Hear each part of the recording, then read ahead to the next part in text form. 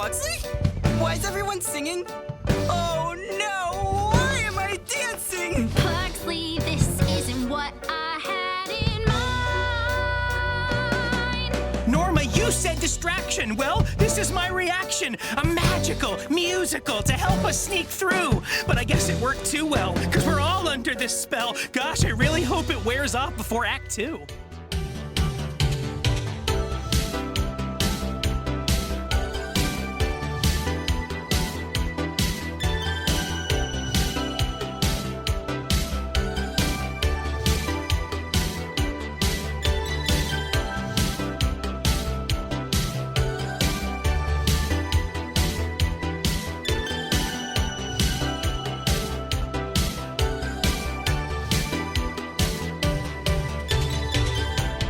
Welcome to Gimmicks, a podcast about the high-concept, experimental, structure-breaking gimmick episodes of TV, from musicals to noirs to a rock opera that's one of the best TV musical episodes in years, in my opinion, coming in hot today. I'm Derek B. Gale, and who's with me today?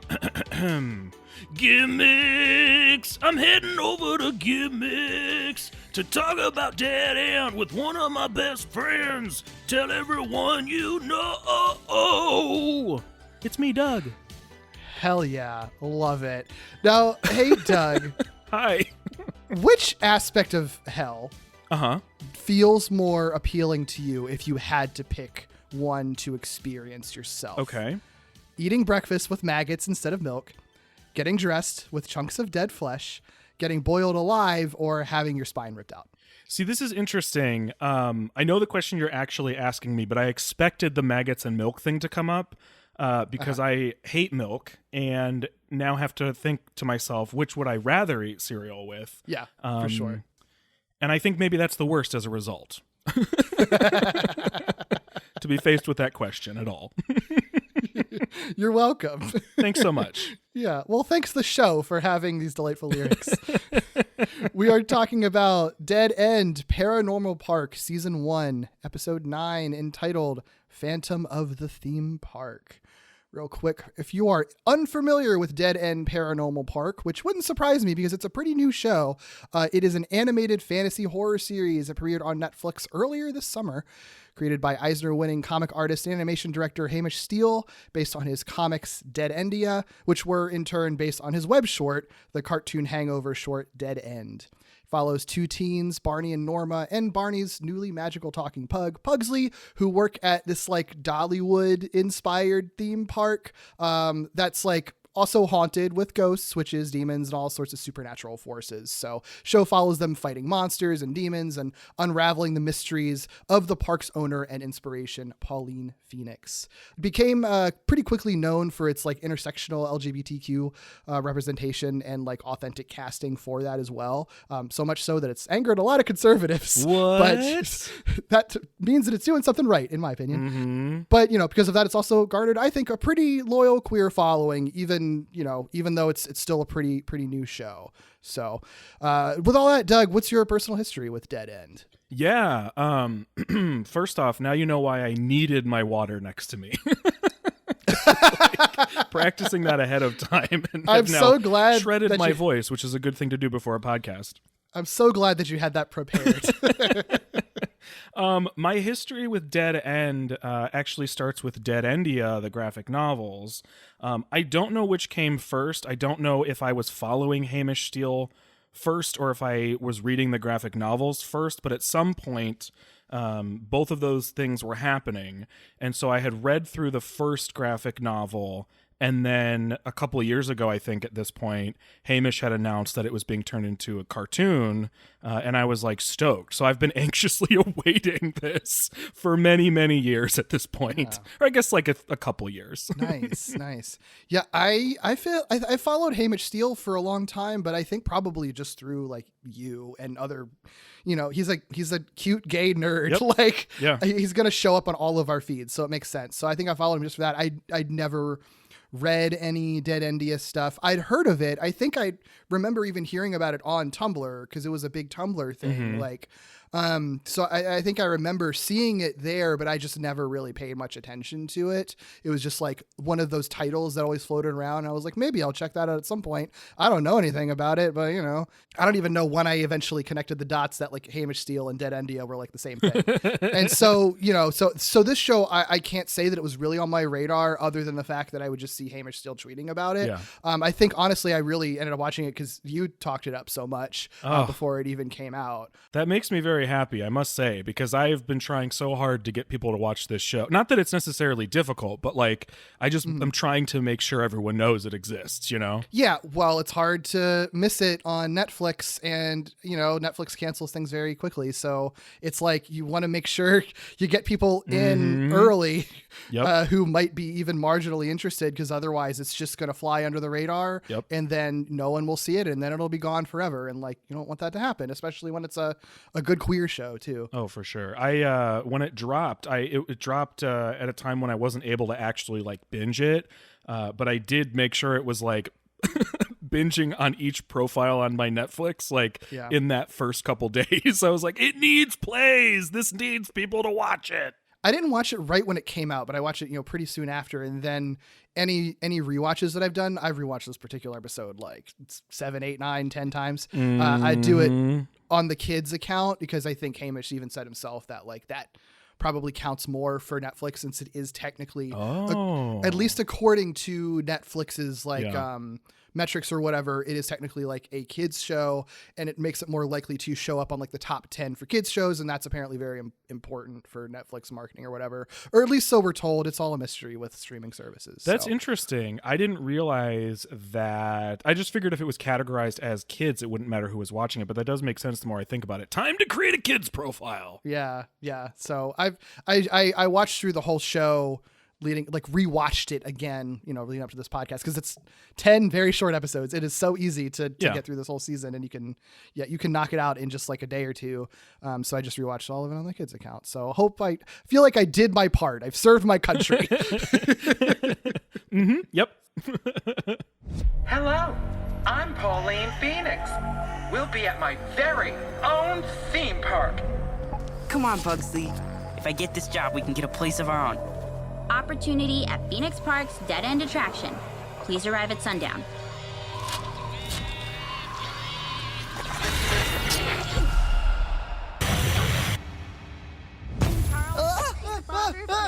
Welcome, mortals. You two must be the offerings. I didn't know there'd be a choice. I rescind my application. The job's yours! Pugsley, please. Do not give orders to the great Tamalucas. Tamalucas' soul is now in that dog for good.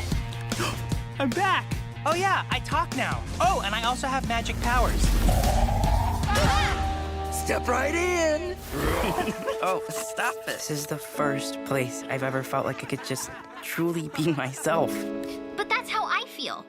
You left me. No, I left everything.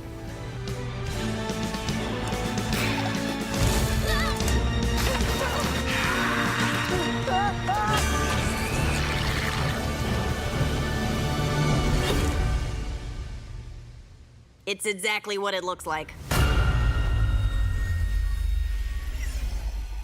Yeah, so there's not really a long history with the show in particular. I will say, though, I really liked the show, watching it. But I don't think it was until getting to this episode in particular that I think it really clicked with me, and then retroactively made me love what I had watched 8 episodes before, way more. And now, it's made me love the whole thing even more than I already did.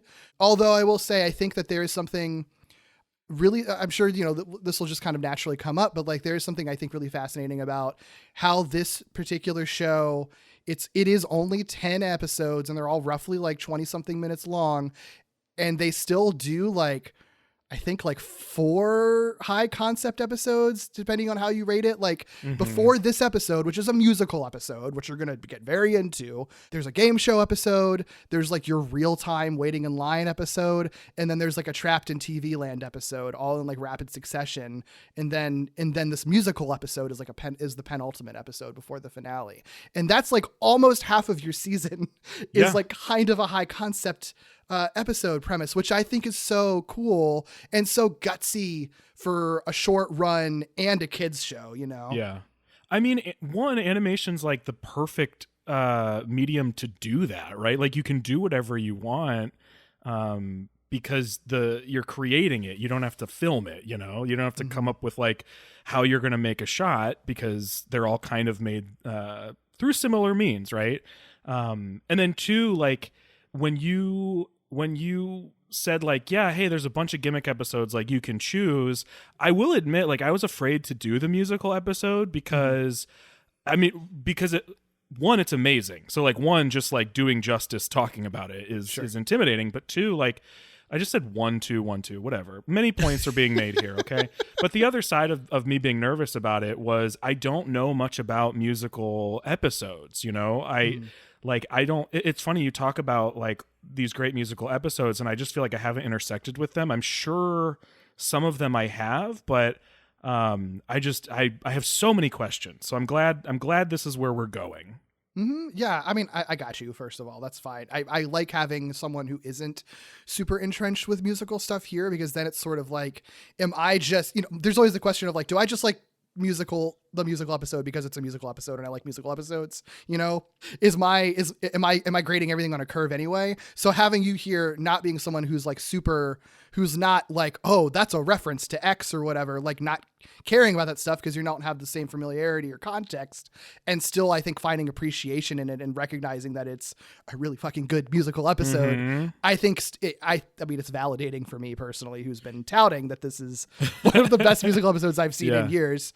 But you know, also it's just like, I think it speaks to how good it is that like you don't really necessarily need to be, you know, a musical theater nerd or whatever, I think, to appreciate it. I wouldn't even say that I'm a musical theater nerd in particular. There are people whose like kind of entire main like media identities are forged around Broadway musicals, and that's very much not me. Yeah. I like musicals, but I don't have a huge knowledge base on Broadway type stuff. I have like I have like sort of 1 foot in theater just because of the spheres that I've in and the places that I've worked and places that I've studied and stuff. But like, I haven't seen a ton of Broadway shows on Broadway, honestly. And usually musical stuff, I'm more interested in like movie musicals and TV episode musicals. So even still, I think like watching an episode like this, it was fun to sort of learn more about some of the references that they're pulling from and making to the stuff that I'm even like a little bit less familiar with, you know?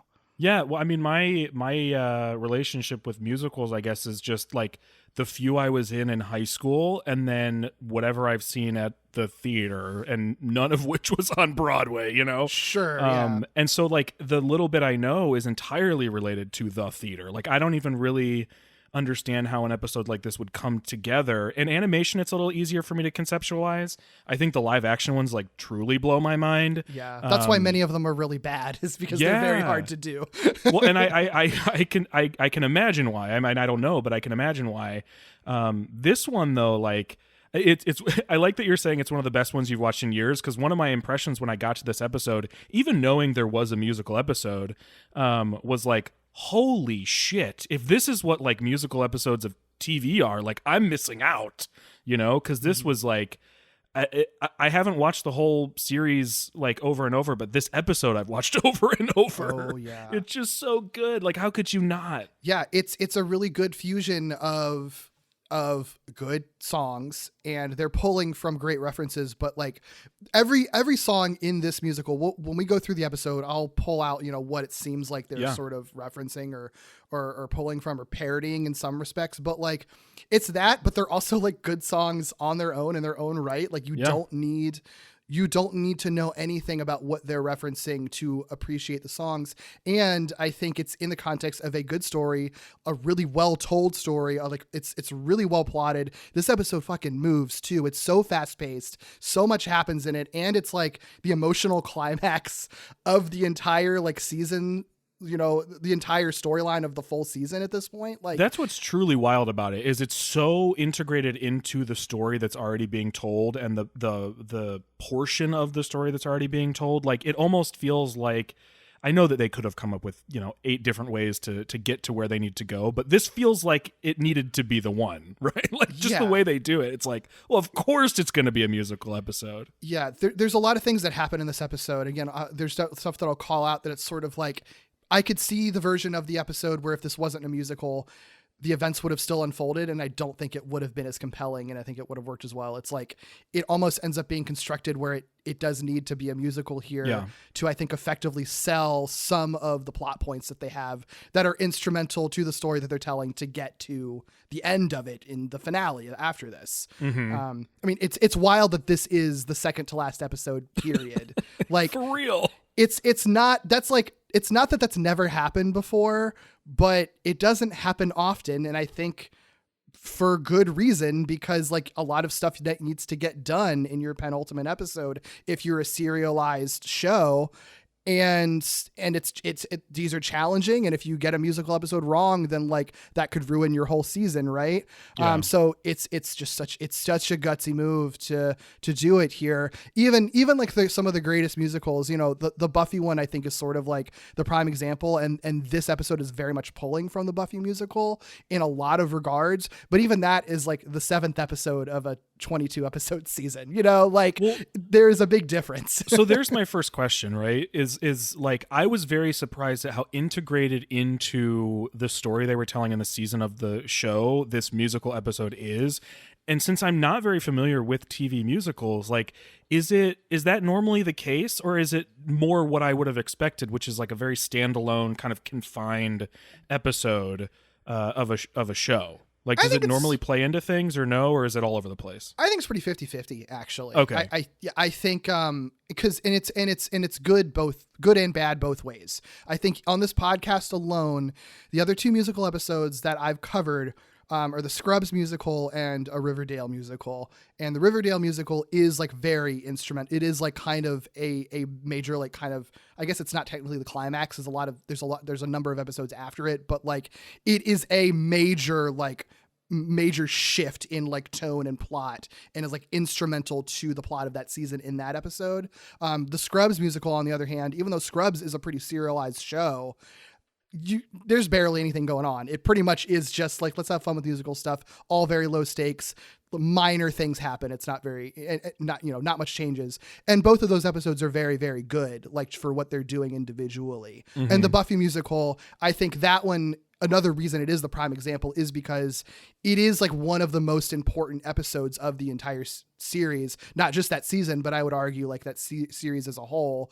And so the way that they're able to sort of move these like really major, character stories and plot elements forward in that one episode, is one of the reasons why it's so highly regarded, while also having like banger songs. Yeah. That's wild. Yeah. I that's so cool. Like it really truly is not what I expected. I hate to say that I was expecting less, but I think it's because I expected something of a general musical episode that sounds like it isn't necessarily true. So that's exciting. I would also say too that like, the score of this show is fine mostly. Like the score never stood out to me, when I was watching it. It's like perfectly normal. It fits the show. I love like the end credits music a lot. Like it's a nice tune. When I realized that this was going to be a musical episode, it wasn't like a thing that I was waiting to happen. I didn't even know that it was a musical episode. I didn't even know that there was going to be one until I got to this episode and they started singing. And then I was like, is this a musical episode? And even then I was like, still like unsure, because it's like, there had been no other musical sequences. No one has like sang like this could all be a catastrophe. There's nothing that tells you that it's going to work. And then not only does it work, but like they knock it out of the goddamn park. Like it absolutely over rips. The moon. It's amazing. Yeah. So this type of musical episode, I would classify it a little more leaning to like rock opera. I feel like it's more of a rock opera type musical. It's got nods to a lot of famous musicals. The premise, like I said, it's very similar to the Buffy musical, Once More with Feeling. That one is also one that's very plot heavy. It's also an episode where the musical is due to a magic spell, like forcing everyone to sing and dance magically, and them sort of being aware that they are in a musical. So they're very much riffing on that. And like the creators, like Hamish Steele in interviews, has like fully been like, yeah, that's totally what we're doing. We're not trying to hide. Sure. Everybody knows what the Buffy musical episode did. They did it well. We're doing it too. And guess what? They also did it well. So good job. Okay. So here's my second big question right off Yeah. the jump. I can imagine two scenarios where a musical episode makes sense in any show, and one of them is magic, which is what we're talking about and what Buffy did, and the other is a school production or a production of a show, and that's where you get your musical from. Are there what are other Dreams. notable Dream sequences and that makes sense. Yeah, dream sequences, and more than one hospital drama has done like Okay. a brain tumor that makes the patient visualize everyone as singing and dancing. Okay, sure. Did Sabrina ever do a musical episode? I feel like it must have. I think they did. Sabrina, I feel like would do like musical Potentially sequences. more than one. Yeah, because they would do like musical sequences within their episodes anyway. Okay. I don't remember a full episode musical, but I'm sure that they did. They must have. They Yeah. must have. Yeah, they had to. So this musical, the people behind it, so fascinating. It makes so much sense. Once I learned, it made so much sense. Yeah. So the original songs, Michael Kuhlman is the composer, I think, of the whole show, and he was one of the co-writers for the songs. But I think probably the major creative force for the songs themselves is Patrick Stump, who, if you don't know who that is, lead vocalist and guitarist of Fall Out Boy. Uh-huh. He's also the voice of this minor supporting character, Josh, on this show, which I did not know. Did not know until until having watched this over and over again and then doing research. Like, oh my God, I did not realize that. Derek, I was trying to figure out who he was.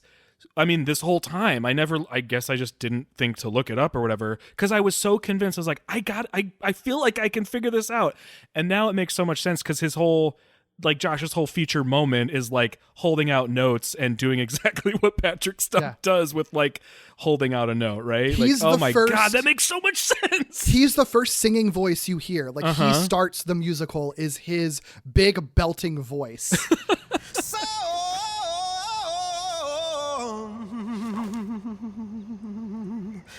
sometimes I think about death and how many years we've all got left, and how many hours I've spent cleaning up puke. That's amazing. Right. I have a quote about that actually, because I think I'll get into it a little bit later, but there was originally going to be like an opening song that wasn't what we got, but they decided to sort of cut what the original opening song was. One reason being because they actually did think that it would be funny if like the first character that you hear singing to signal you that it is a musical episode is, for one, a minor character that like has the least amount of focus and development, and also a minor character that is voiced by the lead singer of Fall Out Boy, like belting out Singing about puke. Yeah. Yeah, so that was definitely like an intentional choice once they figured that out. And I think it's great. It's such a fun, once you know that and then revisit it, it is so hysterically funny that it's like, oh, that is the Fallout Boy singing at the beginning of this episode. I'm so upset that I didn't know that or couldn't figure it out, even knowing that Patrick Stump wrote the music or helped write the music for this, right? I'm so mad. I really genuinely think that Patrick Stump is like an incredible vocalist who doesn't get credit for being an incredible vocalist, probably because he got started in like a pop punk band. Yeah, but, a pop punk band where he so did not. I'm glad that he enunciates better than he used to. Sure. Yeah. Right. Yeah. It's all stylistic, you know? It totally is. It gives me a more appreciation for Fallout. Like, I liked Fall Out Boy like in high school, I guess. You know, like I enjoyed, I liked them when they were popular, when they first came out. And then I feel like I kind of just, I grew out of it, I guess. Oh, like, it's that's not so funny because like I wasn't super into them for like their first two albums that were like very pop punk, and then like Infinity on High came out, and that's when Patrick Stump really started like belting, and I was like, holy fuck! Well, that's this the thing. dude can really sing. I think this retroactively makes me like Fall Out Boy more and want to revisit it again, because I think, you don't really give like a lot of pop albums credit a lot of times when they're very popular. It's just sort of like, whatever. Like, it feels, I think it's really easy to just be like, like, I don't know, there's just some like band of dudes just like singing. Like it's really easy to write popular musicians off like in commercial, especially when they get to like the level of like popular commercial that Fall Out Boy was, and I guess still is technically. I don't know if they're still together or not, but it makes me like kind of appreciate because he is obviously a really good musician. He's a good singer, and all of these songs fucking rip in this. And I know that he was a major part of it because a number of like the storyboard artists, editors, and I think Hamish himself have released some animatics and storyboards from this episode, and they have the demo vocals as well. And pretty much all of the demo vocals are done by Patrick Stump. Oh my God. I need it injected into my veins directly. I was going to save this for like when we were getting to the song, but we can just do it now because we're on the topic. I can just right now send you the link to Patrick Stump doing Phantom of the Theme Park. If you want to hear, if you want to hear Patrick Stump doing a Coco Peru impression, because it is the fucking best. It's so good. The song on the demo is even kind of different. I'll cut it in. We'll see how this works. Maybe we'll overlay it. Maybe we'll overlay your live reactions or not. We'll see how it goes. But I just sent it to you. I already have chills and I haven't even started. Oh my God, I'm so excited. I can't sit still. Come on, Stump. Yeah, you'll hear him singing as Norma and then as Pauline, and it's amazing. Gosh. I came to stop you, but now I long to feel that light again, to hear your sirens. All I'm going to be listening to now is Fall Out Boy for like the next 2 weeks. That and Beyonce. Mm-hmm. Effortless too, by the way.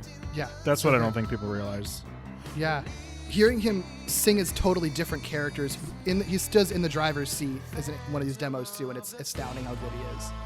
Oh, here we go. Darling, could you do me a little favor here? Ooh. Tell me, who are you? Why you look like my clone?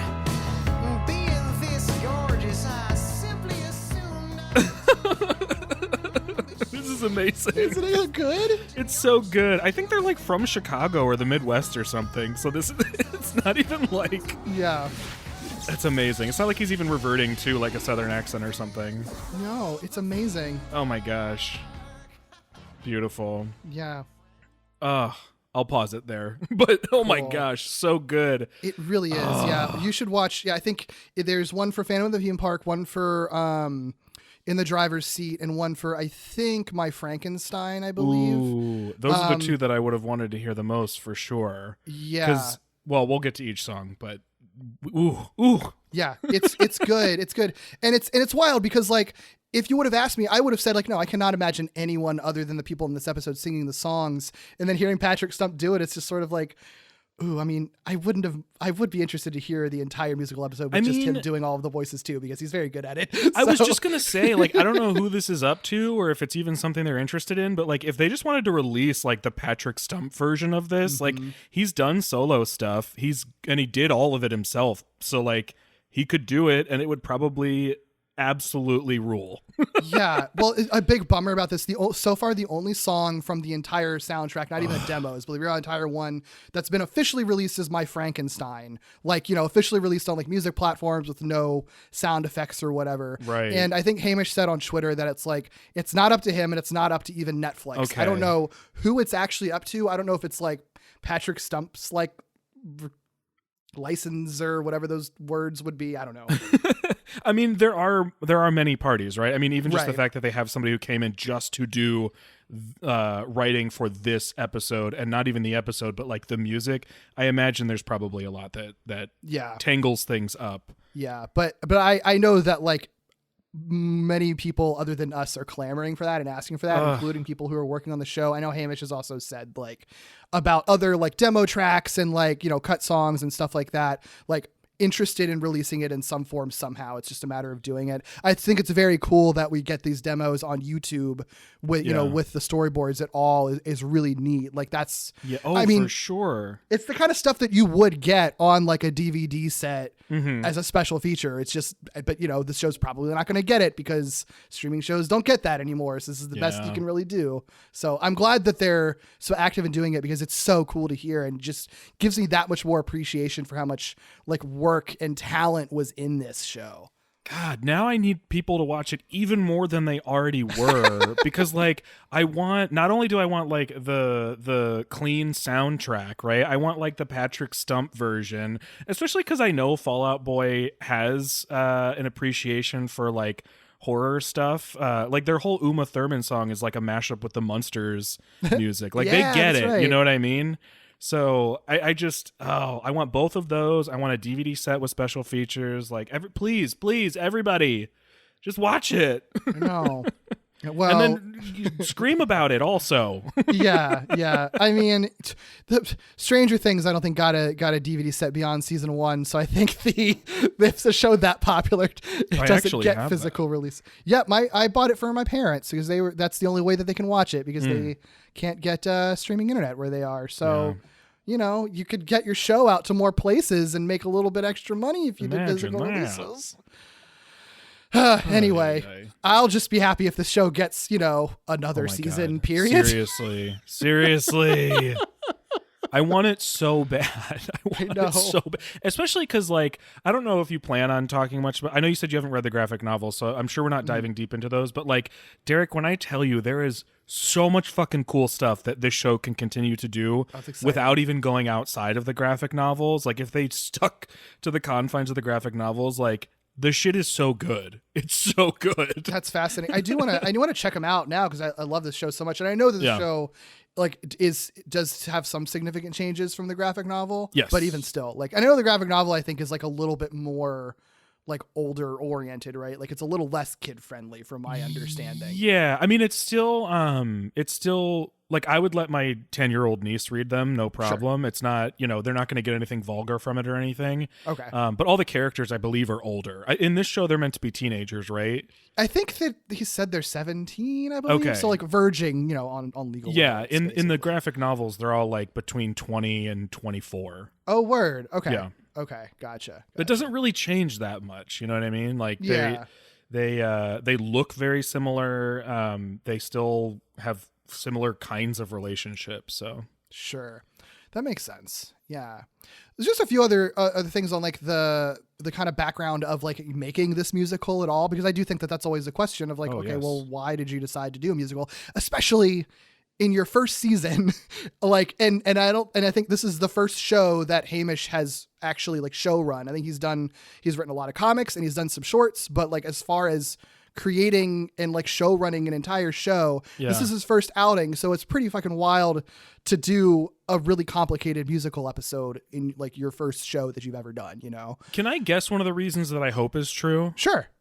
I hope that one of the reasons is he recognized that he might not get another shot and said, let's just fucking do all of it. Yeah, that's pretty much. Yeah, he says pretty much. This is an interview with Awards Watch. He said pretty much I treated this show like I'd never get another chance to make a show, and so pretty much the day we got the green light, I was like, we are doing a musical episode. I mean, I hate that that's the circumstances that it comes out of, right? Like it shouldn't be so like tenuous and fragile and fickle in the way that it is, but I like that that's the way he approached it. And even if more was guaranteed, I would hope that more creators would take that approach just in what they're doing to say like, you know what, let's just do it. Like this is our chance. Like we have the chance right now. So let's go. Well, it ends up challenging you too, because, you know, you throw out all of what you think are your best ideas and most ambitious ideas early on. And then if you get to keep going beyond that, it's going to make you like push harder and be even more ambitious. And theoretically you get better stuff out of it, you know? And like, if you are worried that you can't do more and so you play safer, I feel like you're lowering your chances of getting more because you're lessening your impact, you know? Yeah. I've read a little bit of stuff from Hamish that I'm sure you're going to get into as far as interviews and stuff go, but I'm just really glad that they did decide to like stick to a lot of the swings that they took and really had the opportunity to do that, it sounds like. Yeah, like I said, I don't think I would have loved this show as much as I did without this episode and without seeing them take the big swings that they did, you know? Yeah. So, yeah, I'm glad that they did it. And he says too, like, it wasn't like there was this particular idea for this specific musical. It was just like, we want to do a musical. He said we didn't even know what it would be.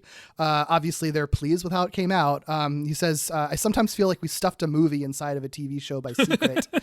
And it kind of comes out of nowhere. After the first song and then the second song starts, you're like, wait, this is the whole musical episode? Are we doing this? Is the kind of feeling I wanted to give people. That is the exact experience I had, because I know you knew to expect one. Yeah. I had no idea that there was a musical episode in the show at all. And so I was delighted when it first started. And like I said before, I was like a little bit apprehensive because it's like, I don't know if this would work, but I'm excited that they're doing it.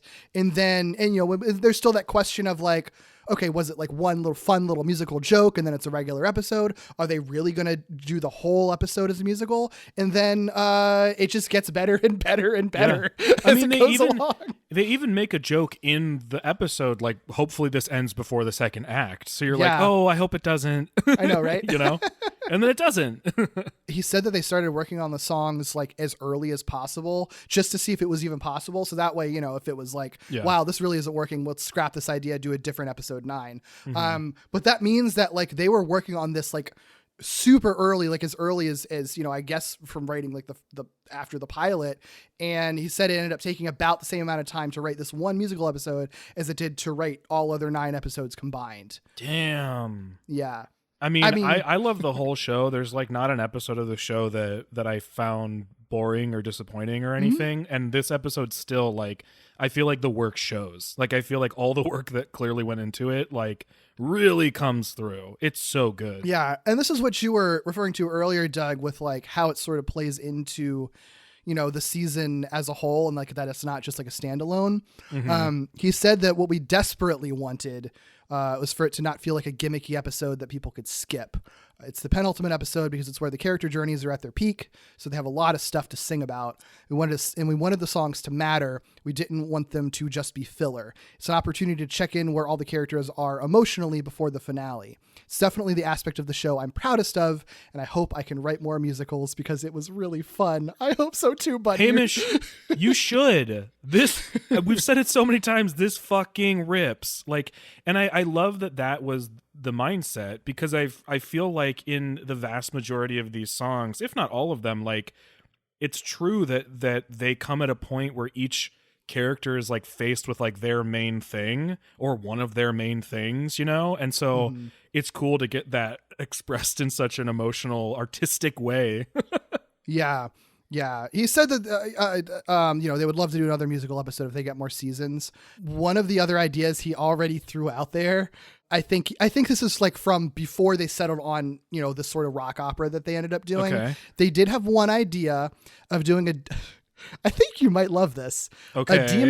A demon Eurovision song contest where all the different demon worlds competed. Oh my God. He said that would just be a collection of weird pop songs, but he wanted something a bit more like Broadway musical. Which is why they went with this. He's also underselling the potential, and I know he knows this, underselling the potential for that as just like a collection of weird songs. Like, it does sound really fun. You could do a lot, and I know he knows that because I'm over here in the United States where we don't deserve anything that good, and if I know it, I know he knows it. That would be incredible. Everything you tell me just makes me like want to quit my job and just live life working as like, spreading the good word of this show to everybody on the planet. Preach it. I love it. Like, all the ideas are so good. Your missionary work. Like, I know, like, right? Sorry, I'm taking 2 years off of work. I'm going, going on my missionary trip. Right. Like, oh, where are you going? Oh, around America, just telling people about this TV show.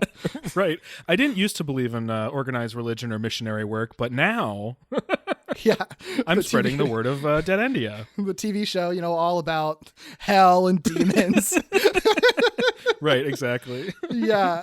I didn't put it down in my notes, but I think I read it on Twitter when someone was asking him, like, is the idea to try to do a musical episode every year? And I think he kind of struck it down just because this was so hard to do.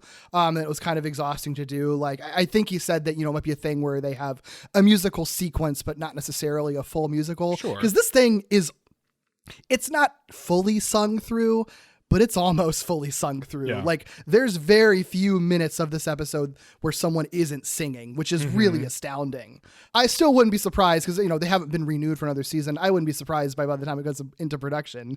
Maybe it changes and it's sort of like, oh, maybe we should do another musical episode. Yeah. I wouldn't be mad if that happened, but as long as they don't exhaust themselves with doing it. And you want it to still be inspired. I feel like I feel like when you haven't done anything yet and you want to do a musical episode, then yeah, sometimes you have to find where it makes the most sense.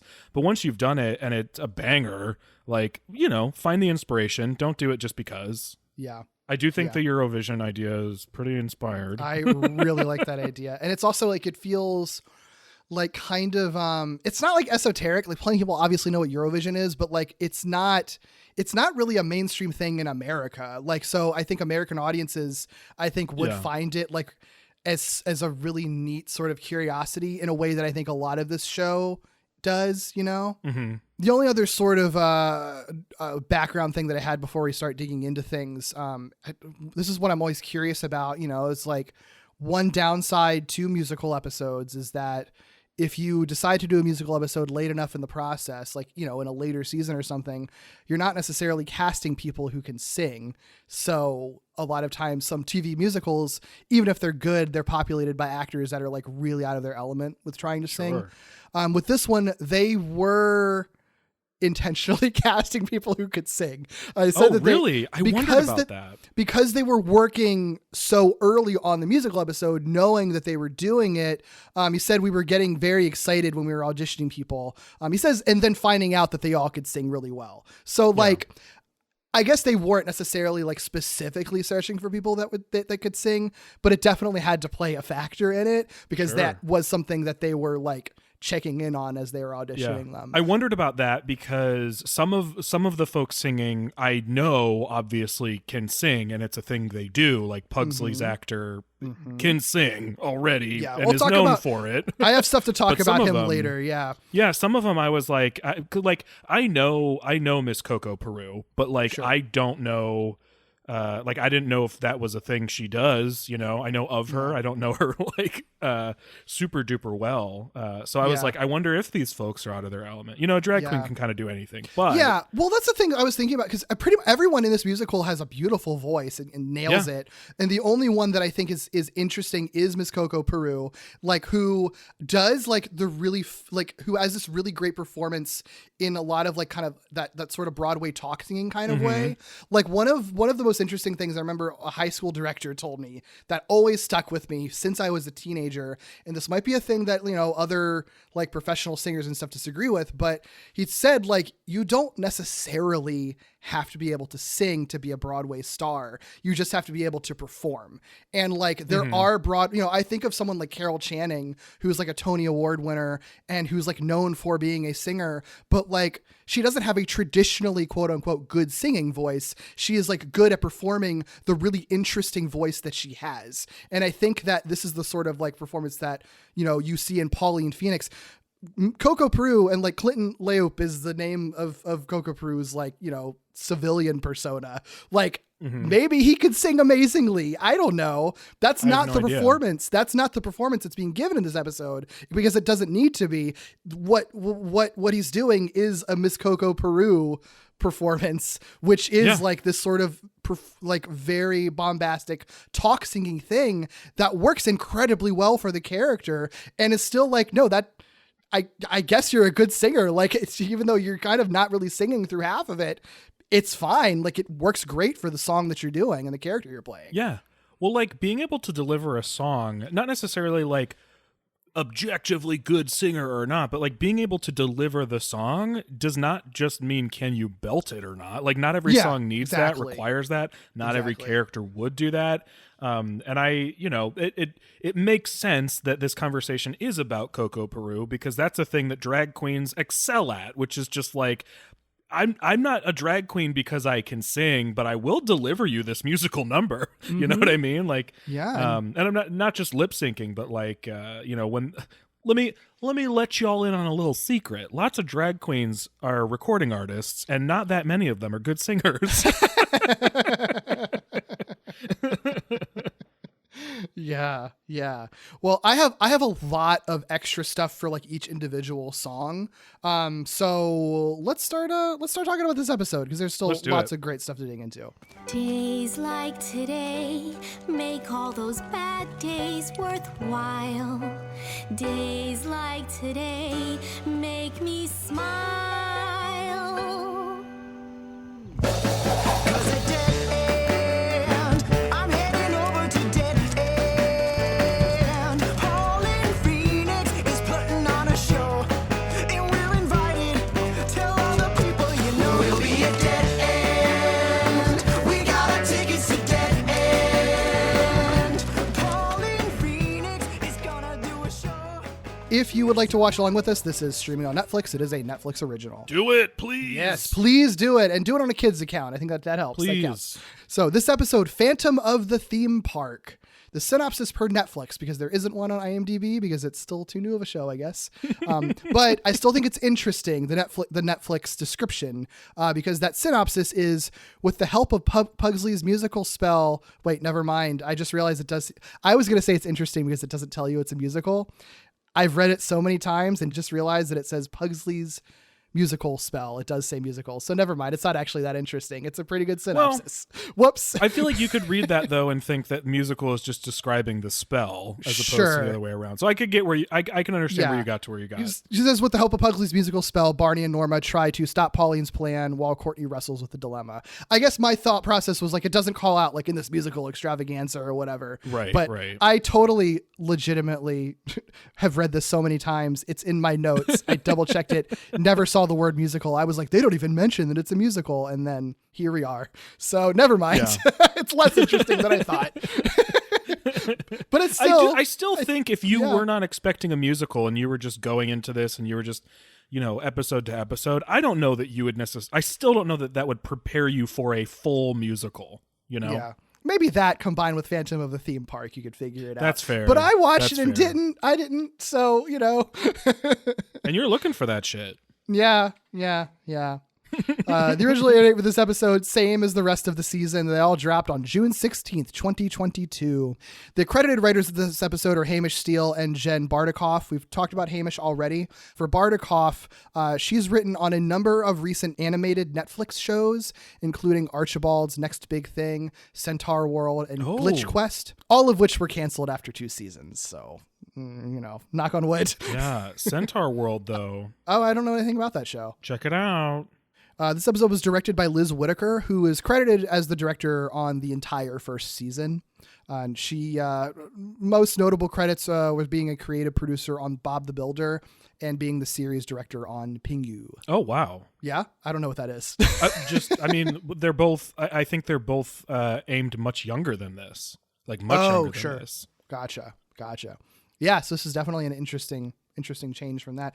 Probably way more complicated directing this show than like Bob the Builder was. So Yeah, and you did say she was the director for every episode, like Of including every this episode. one. Yes, every episode, including this one. Yep. Huh. Because I would have guessed I don't know why I would have guessed this, but I just would have guessed that they would have brought somebody in to do a musical episode because it would feel, I would assume it's very different, but what do I know? Yeah. I mean, there's also, a lot of storyboard artists that are working on this too that are credited. So that true, I think had yeah. like individual songs that they own too. So, I think the director in this case is like overseeing a much, bigger project. I don't know. Talking a little bit out of my ass here, but Well, no, you're not off base though, because like animation is strange in that regard, right? Like because you're not just or like it's a director can be a very different thing. Storyboard artists, I think people undersell the amount of impact they have on things, or story supervisor and all that sort of stuff. Like it is sort of a directing team. I think you are right in that. Sure. So here's the thing about this episode, because it is such a big climax for the whole season. I think that this just has to be a very spoilerific podcast. Like, Yeah. we're going to spoil everything because this really is sort of taking place after a lot of big revelations. A lot of these songs are sort of the result of like what the season has been leading up to, which is the thing that makes it really good, but does make it like slightly more challenging to talk about it in this sort of context where we're pulling it out of the season. So I'll, for listeners who are like, listening to this, and haven't really watched it, you should watch it because it's great. But if you still need like convincing to watch it, I would hope by the end of this podcast, you will be like compelled to watch the show. So I'll try to give you some context for, you know, where all these characters are at and where the plots are as much as is needed without like bogging down the conversation or anything. Look, we're like 40 some minutes into this conversation and have basically screamed at people to watch this. I know, like, right? It's that good. You should want to just experience it. Go watch it. Just pause it and come back to the podcast later, man. It's fine. It's fine. It's always going to be here. I guess where the episode starts, long story short, our heroes discovered that there's a dark secret. Pauline Phoenix, who is sort of like, again, like kind of the Dolly Parton figure of this show, like has her own theme park, except like if Dolly Parton were like very evil, basically. They've discovered that Pauline Phoenix is actually like has died already and is this evil ghost that like possesses people without their consent and has been doing it for like 30 years. So it's pretty wild. So they were kicked out of the park because they discovered the secret, and Pauline still technically is in charge of everything. So they're trying to get back in to, you know, thwart whatever her next possession attempt will be. So they have to figure out how to create a distraction. The way they decide to create a distraction is by asking Pugsley to use a spell. Oh, come on, Pugsley. You must have read some kind of spell we could use, like a teleport or distraction. I was practicing one spell, but I was saving it for Barney's birthday. Aw, buddy. Happy birthday to Barney. Happy birthday to Barney. Happy birthday to Barney. Happy birthday to you. Do it. All right, here goes. Bippity boopity patty laponi menken tesori menzella manelli! Had a spell that he was thinking of doing for Barney's birthday. I know, it's very cute. I love Pugsley is so cute. My favorite character on this whole show. He's so great. I love them both. I mean, I love all these characters, but I love Pugs already, so the fact there's a Pug at all is great. Yeah. But Pugsley's great, and I love Barney. And Barney, like I said, is like 20 or 21 in the comics, so I'm just going to say like massive crush on Barney. Barney's so great. Like, Barney's just great. Such a good, fun, like just great character. Yeah. Yes. They're all very good. All the characters in the show are great. I love Pugsley. He's so sweet. He loves Barney so much. But the spell that he was going to cast for Barney's birthday is a really lovely birthday gift, because his spell is, as you might imagine, a spell that just makes everyone sing and dance. It just turns the entire park into a musical. And right off the bat, before we even get into like the initial song, the spell that Pugsley has is bippity boopity patty luponi menken tesori menzella manelli, which I love. It's full of references. Bippity boopity, you know, it's like bippity boppity boop, whatever. But Patty Lupone, obviously, is a very famous Broadway actor. Menken, definitely a reference to Alan Menken, who is a composer who, alongside Howard Ashman, created the music for Little Shop of Horrors, which is very like, there's a lot of Little Shop of Horrors in this episode. Also did the music for the Disney Renaissance films, or a lot of Disney Renaissance films, I should say. Yeah, but I was going to say, people many know of this them, man without knowing this man, I'm sure. Right. You know him, but I think the most important ones for this episode, he did the music for The Little Mermaid and Aladdin, both of which are like directly referenced in this musical. So like, it makes sense that they'd pull him, because like literally 3 of the biggest inspirations for this musical were Alan Menken and Howard Ashman. So yeah, makes sense. Tesori is a reference to Janine Tesori, who's the composer of Fun Home, Carolina Change, and Shrek the Musical. Yes. Yeah. Oh, Shrek the Musical is one of my favorite musicals of all time. It's so good. Yeah, all of them are good. Carolina Change I've seen and is incredibly good. Fun Home is the Alison Bechdel musical, Read, which but is not also seen. That one is a if you ever have the opportunity to see it, I definitely recommend it. It's a great musical. I'd love to. Manzella is the one that I can't figure out. So yeah, I don't know that one. I don't know if it's. I don't know. Like, I literally, like, all of these are like very recognizable. That's the one that it didn't, that didn't ding for me. And I have been Googling, and I don't know if like maybe I was hearing it wrong. And like, I know the subtitles for this episode are real bad. Despite this being a Netflix series, the subtitles are like often kind of horrendous for this show. Yeah. And it makes me really upset. Like, well, it's not like accessibility is important or anything, Well, I think there was a whole thing where like Hamish had to clarify like that is not for this episode, but for some episode. I wish I could remember what it was, so I'm not just speaking vaguely. But I think he had to clarify at one point, like, I know a lot of you have talked to me about a subtitle that makes it sound like someone's saying something harmful. I promise you that's not the script. Yeah. We're getting it fixed. I don't know what it was, That's but I real think bad. It was like a slur or something, wasn't it? Or something like that? It was. I don't remember what it was, but it was not good. And I was like shocked. And I was like, Yeah. I'm glad I've been following him for so long because I know that that's not something that would be included in the show. Yeah, it really But sucks. that's like a huge mistake. Like, come on. It's huge. Yeah, there's like lyrics in this episode that are like very clearly wrong. Like there's like a glaring one in like My Frankenstein that's like so obviously wrong. Like it confuses green with screen, but then the next verse she's saying screen, and it's like no, she's saying green. There's even the color green on stage on the screen right now. I don't understand how you got that wrong. It's so frustrating. It's like it's your own fucking platform. Like the show that your platform made. Like there's no reason why the subtitles shouldn't be like 100% accurate. Like it's so stupid. Like amateur amateur meaning not professional, not paid. Like amateur content creators do better subtitling their own stuff manually than Netflix, this massive corporation, does. Yeah, I'm sure it's like, some dumb on, algorithm or whatever long. that's super cheap that they're using. It's just so pay someone to do it. Yeah. Yeah. I didn't expect to go on that tangent, but that really fucking bothers me a lot. Well, all of that it's was important. It is important. And all of that was to say, like, what was showing on screen was Manzella. Maybe that's not what he actually said and I misunderstood. I'm 100% like believing that that's a thing that exists. I don't think that that's just a random word. So anyone listening who knows what that's a reference to, I'm dying to know what it's a reference to and what I'm missing. And I'm hoping it's not like something super obvious that I'm going to feel really dumb about, but we'll see. Do you think maybe it's Menzella and it's a reference to Adina Menzel? Ooh, it could be. It could be. Because it does sound like he's saying like, that. Like they add to Patty LaPone. Patty LaPone. Menzella. It does sound more like, it does kind of sound like he's saying Menzella. So Indina Menzel would make sense and that would totally fit perfectly. I'm going to go with that. I'm going to go with it being an Indina Menzel reference. Thank you for that. That makes me feel a lot better. It would be the second.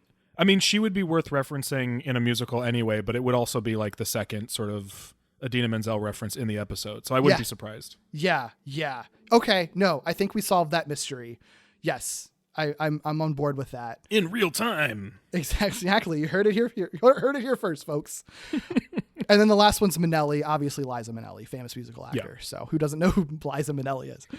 Yeah. So already right off the bat, love all the like little references that they're throwing in here. And then this first song, which I think is just called At Dead End, is our entry song. That's when you first hear Patrick Stump just belting out. And it's a nice little spotlight on our side characters because Patrick Stump's character, Josh, along with Logs and Badya, I think this is the only song they actually sing in, but it's a nice fun little like it's very much a Little Shop of Horrors kind of song because it's using sort of like a 60s doo-wop kind of sound to it.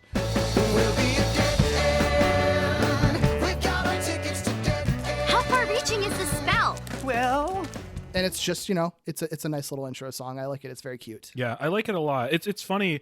I don't know musical theater super well, but I kind of lucked out on this because I think I do actually know like the primary inspirations for most of these songs. So I was like, Little Shop of Horrors is probably like the furthest from sort of where I tend to sit in the musical theater realm, but I have seen it. So yeah, it's the one that could have been a miss for me, but not the song, but the reference. Sure. My favorite part of the entire song, though, is Pugsley's like rap explaining. Norma, you said distraction. Well, this is my reaction. A magical musical to help us sneak through. But I guess it worked too well, because we're all under this spell. Gosh, I really hope it wears off before Act 2. Honestly, I mean, it's a great song to open with because I knew immediately that it wasn't like a half-assed musical episode. I was like, oh shit, like this opening number is like really good. The dancing is very elaborate. I love that like one of the dancers is like the dinosaur mascot. That's like my Twitter profile picture right now. Right. It's great. I know. It's funny too, because I saw, because nobody knows what the fuck they're talking about when they talk about animation. And I saw like somebody being like, "Oh, I can't watch the show. The animation's so lazy." And I'm like, "No, clearly you haven't watched the show because it's anything but. Are you joking? This they do episode like especially. choreographed musical numbers, you dumbass."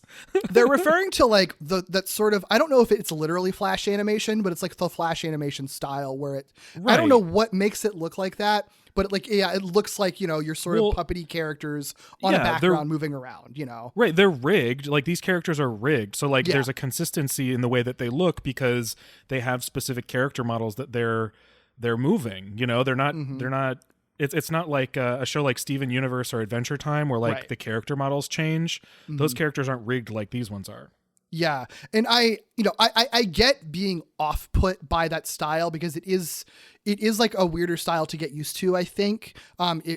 Especially if you're used to like, more fully, I don't know how you describe it. I don't want to say fully animated because he's fully animated, but like the sort of Steven Universe style where it's like different character models. I think more what you would think traditional animation looks like. I mean, it's hard anymore to categorize everything because this is like a blend of many things, but it is. It's different than what you would associate with traditional animation. Yeah. But I get it. And I think that like part of the problem is that Netflix has, I think, a bad track record with sort of using animation styles. Like some of Netflix shows do use like this sort of flash animation adjacent kind of style, and they don't look very good. BoJack Horseman is genuinely one of my favorite shows of all time. Very important to me, very impactful. I will never say that show looks good. They do really creative things sometimes, and sometimes visually the show does look really good and the character designs can look really creative, but like there's never a point when like the movement really looks good on that show. And I think a lot of times it is probably a budget thing. It probably is cheaper, I guess, to do animation this way. But when you're within that style of animation, you can still do really amazing creative things. And I think that like this show really surprises me sometimes with the things that they're able to make these like rigged characters do, even in spite of having like what normally you expect to be very stiff animation, Well, I'll call out a few things. I'll try not to get on a soapbox too high, but like the way that they do camera work is something they certainly don't have to do. The fact that they wear so many different outfits throughout the series is something Hamish has highlighted as something that was kind of stressing the animators out, but they still do it, because because it benefits certain episodes like the beach episode. That one does so much cool stuff with its different animation styles. And it's not a show that sticks to one angle for every scene, right? So like it really annoyed me when somebody was like, "Oh, this is so lazy." I'm like, it's really not. Like you don't even have to go far to find all the work that went into this. And if you're off put by that style, you get used to it really quickly. Like like I personally I don't love the style that much, but like honestly, a lot of the best shows, a lot of my favorite shows, like BoJack Horseman and like home movies, like there are so many shows that are done in the style that are truly some of the best animated shows ever made. Like it's fine. Like you can still do really great stuff within it. And I think that this show really exemplifies just how much artistry goes into it and how much you can like. I can't imagine what the show would look like if it wasn't in the style that it's in. Like, or this episode in particular, like just does so many cool things, like, and is so inventive with the style that it already has, Who knows if they would even be able to pull this episode off if they did it in a different way. Right. Exactly. Like it would have been a much harder endeavor to fully like hand draw this or something like that, I would think. I think I'm like 99% sure it would be. Right? Yeah. Sorry, rant. It annoys me when people like mix up terms like that. Like you don't have to like the way it looks, but that doesn't mean it's animated in a, it's not. Animation style, aesthetic, quality, budget. These are not all the same thing. This episode's like the least lazy thing I've ever seen in my life. So yeah, definitely wouldn't call it lazy or cheap at all. Yeah. Here's an interesting thing. I know you're talking about how it's like a really good first song. This was not originally the first song. I think I kind of alluded to that. Part of it was like deciding like we want Josh to be the first one who sings, so Badger Stump can basically be the first music. But originally, it opened with Pugsley having his own song. It was inspired by science fiction double feature from Rocky Horror. So basically it was going to be Pugsley's mouth in a black void singing, and it was just going to be a very meta song about the concept of doing a musical episode. This is what we're doing. It's a musical episode. You've seen it before. He said there actually were even lyrics like, well, Buffy did it, but whatever. Like, it was going to directly call that out. Yeah. Yeah, but they said there's a few reasons why they decided to cut that. One was that actually, like, Netflix said that they didn't really feel like it was right.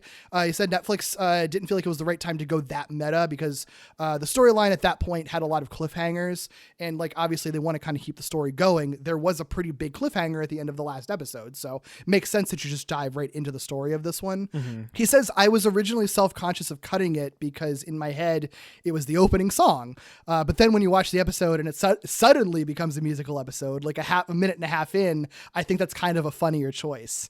And I agree. Like, you don't know that it's going to be a musical episode for a few minutes, and then it just happens. And it's as much as a surprise to you as it is to the characters. Yeah. Yeah. It doesn't surprise me though that they wanted to do something Rocky Horror. I hadn't thought about it, but I'm surprised there isn't more that's very directly Rocky Horror in this. For sure. But I guess there it was, Yeah. Yeah.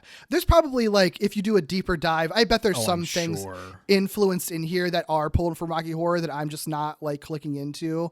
But yeah, so it definitely was, like, on their minds at least. Yeah. So the next song after this, we cut away because, they're questioning, like, how far does this spell go? Like, is it just concentrated right here? How long is it going to last? And we see that it is spread amongst the park because we cut to Courtney, who's the show's resident demon, who rules. I love Courtney so much. Yep. Courtney's great. She, before we even talk about the song, she's voiced by Emily Osment, who, she's like a former child actor. She's probably best known for, I guess more widely known, I should say, for being in the Spy Kids sequels and then being Hannah Montana's best friend. Oh, interesting. You would order them that way, because I would have said Hannah Montana first, but our age, I think, dictates. I was no.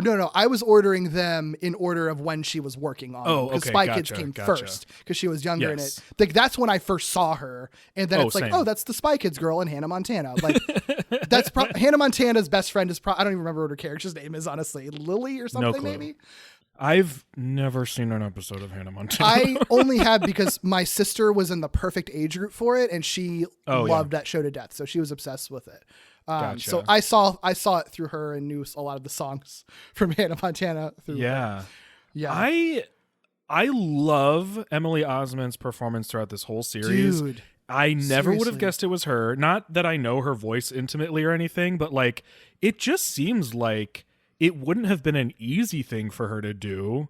Like, the voice she's doing is, like, gruff, Like, or very textured, is maybe, because she's not doing a deep voice, but she's adding so much texture to her voice that, like, I can't imagine she was having an easy time doing this. Yeah, it's very much like I am a demon. It's so, like, gremlin-y. Yes, gremlin-y. That's the perfect description, because she is very, like, gremlin-like is her characterization. Like, very like chaotic neutral to chaotic evil, depending on the episode. Mm-hmm. Yeah. I would love to know one thing that was interesting to me, and I have a feeling I know the answer to this, and I don't know if Hamish has talked about this.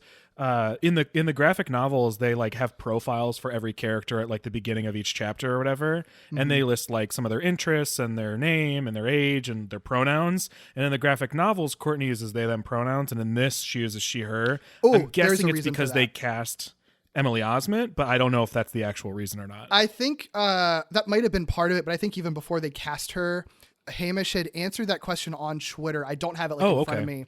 I don't have it in front of me, but to my memory, it was basically that whoever at Netflix he was talking to actually was aware that there had been conversations about, like, the trope of non-binary characters being monsters in media, like, being very common, and like didn't want to necessarily play into that. Where it's like, here's a demon, of course they're going to use they them pronouns because all non-binary people are monsters, I guess. Sure. So, I think, I feel like he was sort of like, I feel like she probably still doesn't really go by any gender herself. That's just how she's gendered, on the show. Yeah.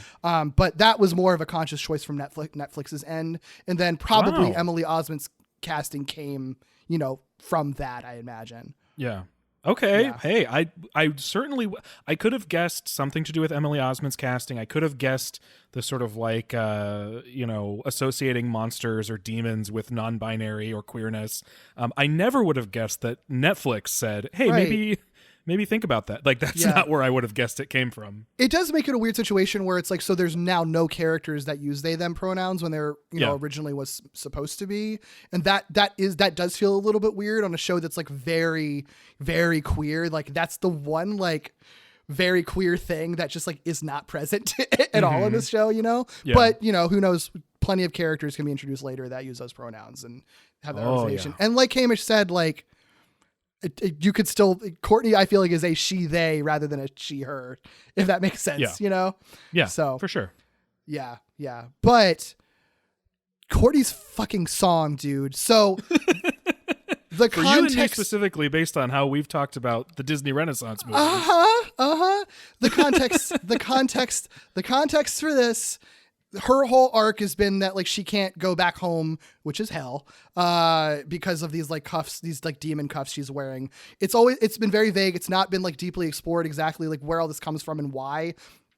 All you need to know is that she's not allowed to go home and wants to go home. And in the previous episode, the villain Pauline like basically teamed up with her, promising that if Courtney helps her, she'll help her get back home, essentially. So this episode's opening with Courtney like thinking about that she will be able to go home soon. So what we have is her I Want song, a classic Disney thing. This song is a direct like Disney princess style parody of Part of Your World from Little Mermaid, but truly just like an amazing inversion of that in every way. Well, I've read every book about demons, but I figure there's way more to learn. Down there's a place where I know I belong because demons are meant to burn. Is it true they eat bones for their breakfast with maggots instead of milk? Is it true they get dressed with chunks of dead flesh instead of business suits lined with silk? Down where they hang, draw and quarter, down where they lie and cheat and torture, then boil you alive and rip out your spine somewhere down there. It's so great. When this started playing, I was like, I guess the episode just doubled down on the fact that it was going to be very good, because I was like, you're doing Little Mermaid? Like, come on, this is amazing. This is when I was sort of like, oh, I have no reason to be apprehensive or worried about this. This is great. Right. This is perfect. Exactly. It's so clever. Yeah, the song, I think the official title for the song is down there.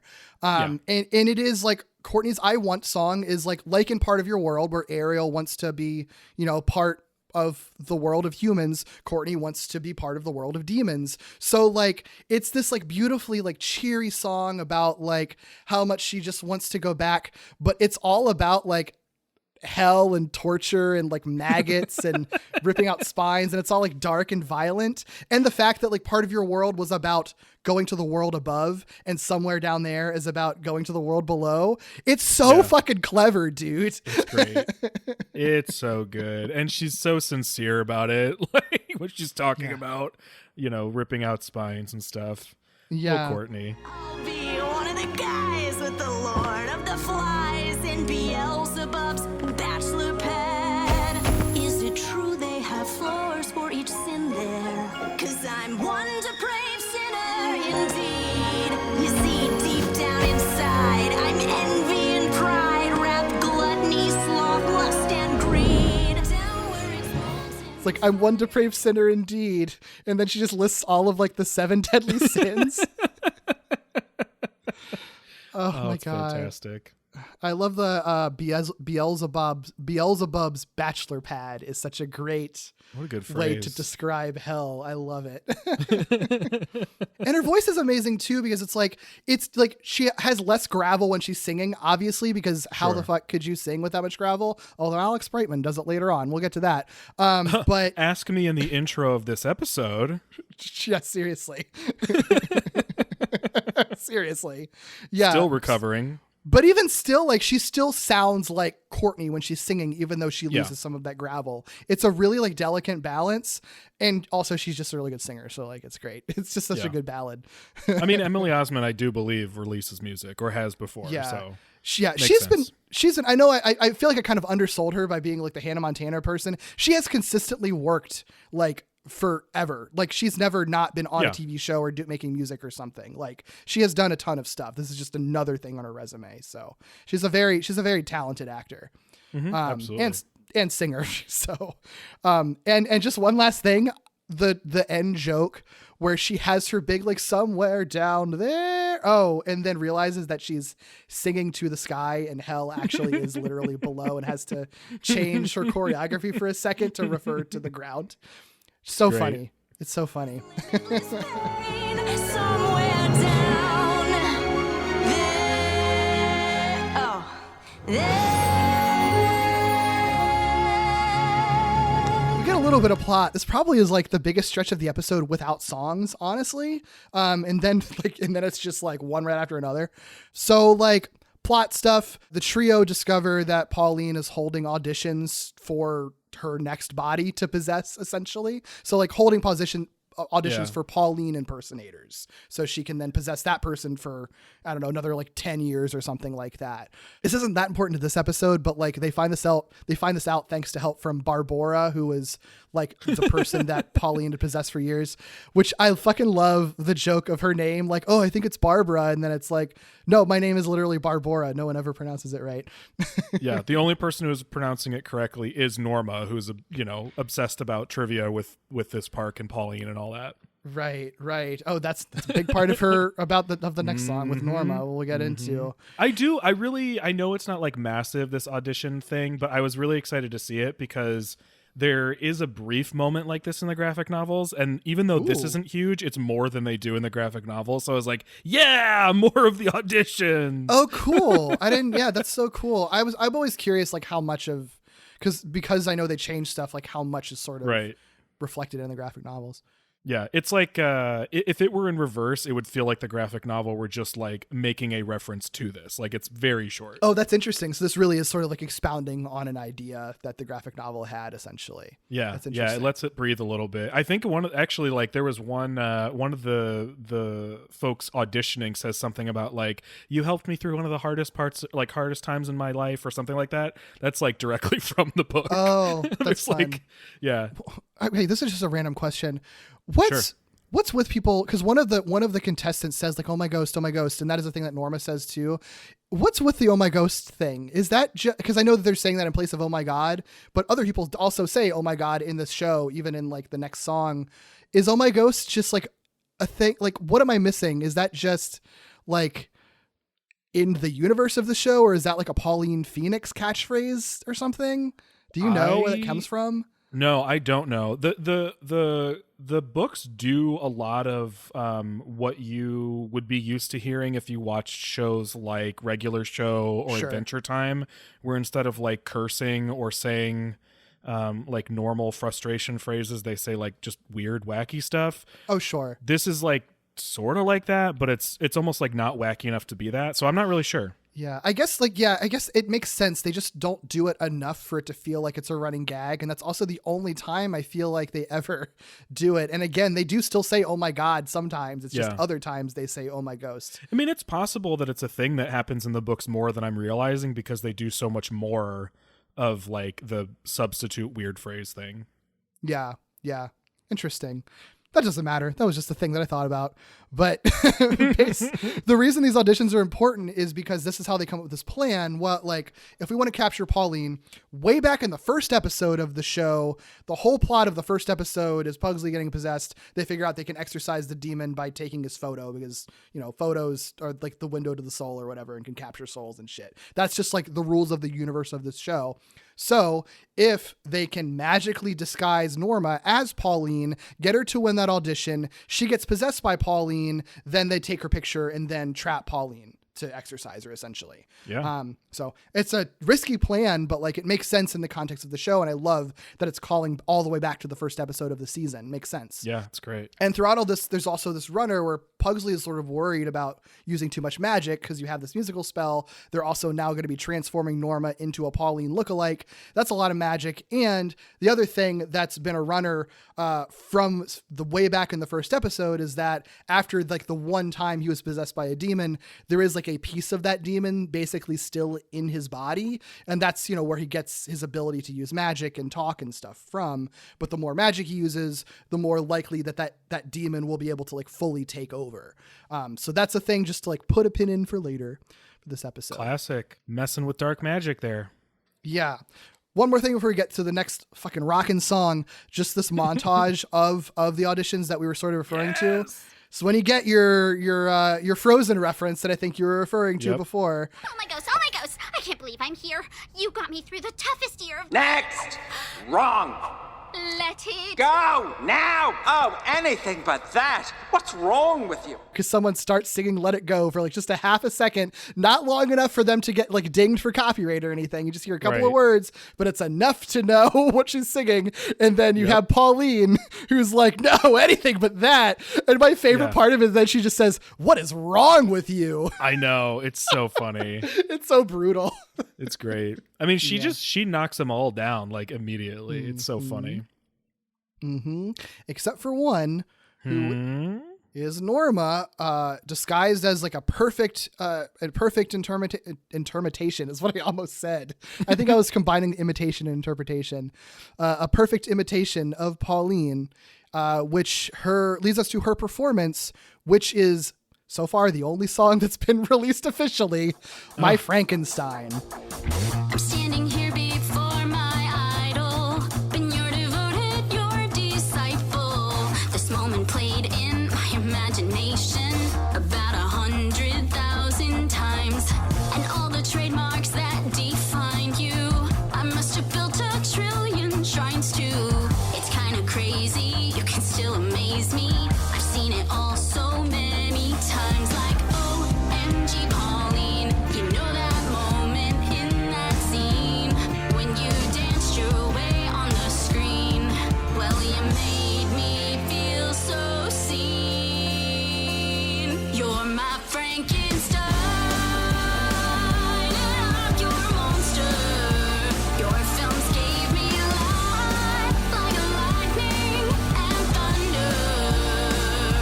Oh, the world can feel like a storm, and my bedroom is the eye. And it's a great song, It's good. but so are the other ones. They picked if they could only release one, I think they picked the right one. I think there's an argument so. there's an argument that this is the best song in the musical, and it's also I think the most like widely accessible. It's just a really bopping earworm rock song. Yeah. Like, and it's very good. But what I love about it is that it's also just like so entrenched in Norma as a character. Because like this whole song is essentially about how Pauline was like her hero, the media that Pauline made, the movies and everything that Pauline made, for Norma was sort of like this like rock for her, right? Because it's been well established that Norma has a lot of anxiety. I think it's like canon that she is on the spectrum. So like Pauline was sort of her hyperfixation, and to learn that this person that like she has been so heavily attached to, even in a parasocial relationship kind of way, to learn that person is like almost literally a monster is like almost reality breaking for Norma. And that's been a thing that she'd had been dealing with for the last couple of episodes before this. Yeah, absolutely. I feel like, the idea of like not meeting your heroes is sort of universal, but I think with Norma specifically, like you mentioned, the fact that she is canonically dealing with really strong social anxiety, and she is also autistic, like, and has these fixations, I think probably is a cool, tough, relatable. Like, it's probably a lot of things to a lot of people to see represented in the way that it is on screen. I don't think it's a thing that really gets talked about a lot. Like you said, like the don't meet your heroes kind of thing is a common story, but there is something really different that I don't feel like is really explored for a lot of people who are on the spectrum, or even who aren't, but still like have, you know, for whatever reason, have very, very, very, very strong attachments to like a character or a movie or something like that, or, you know, a creator. Like, and we, especially nowadays, we deal so commonly with like, everyone that we like turns out to be a fucking monster in real life. Like, that is something that is really deeply relatable, that I think the way that the show explores it, I don't feel like I really ever see explored very often. Yeah. Yeah. It's a really beautiful song. I think there's a lot of really nice touches to it. Yeah. One of my favorite things, it's such a small detail, but like the first half of the song is like Norma kind of talking about her previous relationship with Pauline that's very positive, and how like, you know, like the world's a storm and like my bedroom is the eye, and you're sort of like what has grounded me, essentially. And, you know, so she's talking from like sort of the fangirl side. She says, OMG Pauline is one of the lyrics. You get to the last half of the song, which is like about the post realization that Pauline sucks, and that lyric, when that verse comes up again, the lyric changes to, oh my God, Pauline. What is my life without you in it? It's kind of messed up. I feel like a breakup, except it's all your fault, not mine. 'Cause oh my God, Pauline, why'd you have to let me see the other side of you? That screen, you should have stayed just on the screen. You're my Frankenstein, I'm your monster. Like, it goes Yeah. from the sort of more childish, like, OMG, I love you, to, oh my God, you fucking piece of shit. Like, Yeah. it's such a distinct difference in how it's performed and everything. It's such a great touch. The way they escalate this song in pretty much every way is so good. I mean, the lyrics themselves, like you're pointing out, to the actual like performance of it, to even just what they're animating when or how. Like, when I was talking about little camera flourishes, one of my favorite things about this particular song and number is like, there's a moment where like they pull out like a mirror or something behind her, and it like shatters, and then that shot is like, you know, it's she's facing us, and then there's a shot that's behind her that is like all this intense shit happening, and the camera's like sort of shaking, and it's like there's not actually a camera there, but it really like intensifies what's going on to have things sort of feel unstable based on the camera work, for lack of a better term. It's really good. It's very cool, and it's so compelling to watch. Like, it's a great song to listen to anyway, but the visuals do really, I think, help the intensity of it, because it gets progressively more chaotic as it goes along. Yeah. Like, shit is like, it is literally like her anger personified. Like, stuff's breaking, the speakers are exploding, and then it creates like the great like fog effect. And then I love that you keep having these cutaways to like Badia running around trying to like stop everything from breaking, and then by the end of the song you just see her like in the background, like disheveled with broken glasses, just like in total shock of like, what just happened just now. Yeah. I love when music is depicted as like an actual like physical force. It's so like, I love that so much. I'm such a sucker for it, and this song does that so well. It's so good. I also love that they like, even though she's disguised as Pauline, they play with that at first before they just really, you know, lean into it being Norma. Like, they kind of have, from Pauline's perspective, you know, she's seeing, you know, an adult actress, and then when they, you know, film or when they animate from behind Norma, you kind of see Norma instead. Like, they do some cool stuff to play with the idea that she's disguised. Yeah, especially going back and forth from the mirror and things like that. It's they do a really nice job with it. I don't think you're ever confused as an audience member of like who's seeing what. Like, because I do know, I was wondering like, oh, is the is the magic spell gonna break at some point, and then she's gonna be exposed as Norma? But like, you're watching it, it's very clear that like, no, they're just shifting perspectives for you, the audience, because this is an important moment for Norma, and it feels right to actually see Norma singing the song that's about her rather than the disguise she's in, even if for the rest of reality she's still in that disguise, you know. Yeah, I really thought the spell was going to break too, so I'm glad you said that. It feels like it would have been perfect, you know. It would have been great. It would have ruined all of their plans. I don't know what would have happened in the episode after that, but you know. Would have been a good complication. Yeah. Also want to call out Norma is voiced by Cody Kavitha, who fucking kills it. She hasn't done she hasn't done a ton of stuff. This is definitely her biggest role. I think her like most notable thing that I could tell was in the Rise of Teenage Mutant Ninja Turtles show. And I think even then it was like, you know, a supporting role. She's mostly done supporting voices. So this is definitely like her big breakout. Yeah. And I mean, everybody, we're going to say that everybody in this musical is good. Everybody in this musical kills it. But I will say that I think Norma and Courtney get the most to do in this musical and the most complicated songs.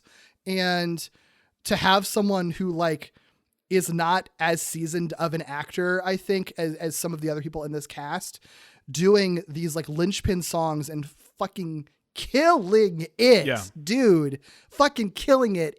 It's just so cool to see. Yeah, well, it illustrates what we were talking about before. Like, everybody delivers their song the way they need to, but Courtney and Norma, like, rip their vocals to shreds. Like, Right? it is, you know, they're just, it's powerful vocals, you know, as opposed to just, like acting the song. It's both, but the vocals are to be admired. Absolutely. Do you have any more to talk about this song before moving on to the next one? No, I'm very excited for this next one. It's very good. Because that's the other thing. This is then because this song, there's like barely a break. No, I do have a question actually. Yes. What is there a specific inspiration to point to from a musical that My Frankenstein comes from, or is that one like a very original to this property? That's the one I couldn't quite figure out. Yeah, I can't really figure that out either. Not that I could tell, because I feel like it is just a straight up rock song, you know? Yeah. And there are plenty of like rock operas, so I guess you could just relate to any rock opera that exists that has rock songs, I guess. If there is a direct inspiration, which I wouldn't be surprised if there is one, I don't know what it is, because it just sounded like a very good rock song to me. Yeah, for sure. Yeah, and this is definitely, I think that is the only one that I couldn't really identify a direct correlation to. So, you know, we'll see. If you know and you're listening, chime in. I'm curious. Yeah. Yeah. Next song, this pretty much goes directly into this next song, because obviously Norma kills it. She wins the audition, so she's invited to Pauline's lair, which is so well presented. Like this sort of like walking through a hallway that ends up turning into this like ethereal, like floating realm in the void of space. It's so cool. Yeah, I like it. I like it a lot. Yeah, like her dressing room is just like floating in some alternate dimension, apparently. It's really neat. But this song, this is the titular Phantom of the theme park. I came to stop you, but now I long to feel that light again, to hear your siren song. Far too long, I've been trapped in the dark. Release me, Phantom of the theme park. Darling, could you do me a little favor here? Tell me, who are you? Why you look like my clone? Being this gorgeous, I simply assumed I was alone. But you're the spitting image of me, aren't you? You even got my birthmark. So succumb to me. Phantom of the theme park. It's an incredible song. It's so good. It's so good. And especially like hearing the demo, you know, the demo we listened to earlier with Patrick Stump's lyrics, or vocals, they hadn't nailed like the actual like music to it in that demo. And then when you hear this final version of this episode, it is amazing what they do with these organ chords. Like, oh my God. And this is, you know, as the title suggests, it's very reminiscent of Phantom of the Opera. If you listen to just like the opening of the Andrew Lloyd Webber Phantom song, it is just that exact song, just like slightly tweaked enough to be its own song. But like, I don't, but there's something about it, because the particular way that it's tweaked and the fact that it's Norma and Pauline singing it, like it is such a different vibe from the original Phantom song that it stands out as its own like really brilliant piece of music. Yeah.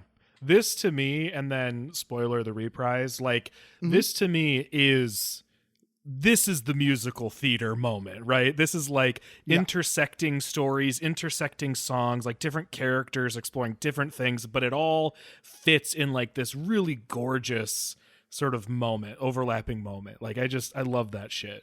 It's like in Les Miserables where like everybody reprises their own song all at the same time and you're like, holy shit. Like, So it basically transitions, like Norma sings the first part as she's going to Pauline's dressing room and is like still expressing that she's like conflicted because she's like, she's still looked up to Pauline and she's like, release me, Phantom of the Theme Park. Cause she still doesn't want to be hung up on this person that she's, you know, been looked up to for so long, even though she knows that she's a monster now. And then that transitions to essentially the villain song of the episode, which is Pauline Phoenix, who, like we said, it's Clinton Laup doing Quentin. I don't know how to say his last name. Clinton Laup. I have never known. I've never known. It's I only know important. Coco Peru. It's not important because everyone knows his famous drag persona is Coco Peru. Pauline Right. Phoenix is basically the Miss Coco Peru voice. So it's Miss Coco. Yeah. It's Coco Peru doing the character. And, you know, just calling that out because this is definitely like the big Pauline song. It's like the plot song because this is Pauline possessing Norma, which is like really cool to see that presented as a song, like something that's kind of freaky. And it's really well done. Like the freaky moment when like you get a shot of like the Pauline magic disguise being possessed with like the green eyes. And then you see Norma like inside of her also getting possessed. Like it's really, it's a great visual. Yeah, I mean, it's obviously inspired by Phantom of the Opera, but it also calls to mind like really iconic Disney villain sequences, like in Little Mermaid, Ursula and Ariel, or in Princess and the Frog, Facilier and the Prince like have a cool sequence like this where like some sort of transformative thing is happening involving the villain. And it just they nail that vibe while also having it be very Phantom. Oh God, no, you know what? That's such a great call out to like referencing like Ursula and Little Mermaid because, you know, Ursula is like inspired by drag queen. And then you have a drag queen voiced character also being very kind of like, you know, very like almost like flirty and touchy feely with like the person in the way that Ursula is like. It's that's such an interesting parallel. I didn't even think about that, but that's absolutely like part of the inspiration there. It's great. Yeah, it's really good. And then the song continues. What friend? What's going on, Courtney? My heart is hellbound. Come on, I gotta go. I don't belong here. You know I'm meant below. Hey, Courtney. Hey, buddy. You're gonna make me sad, boy. Oh! It's over now. It's over.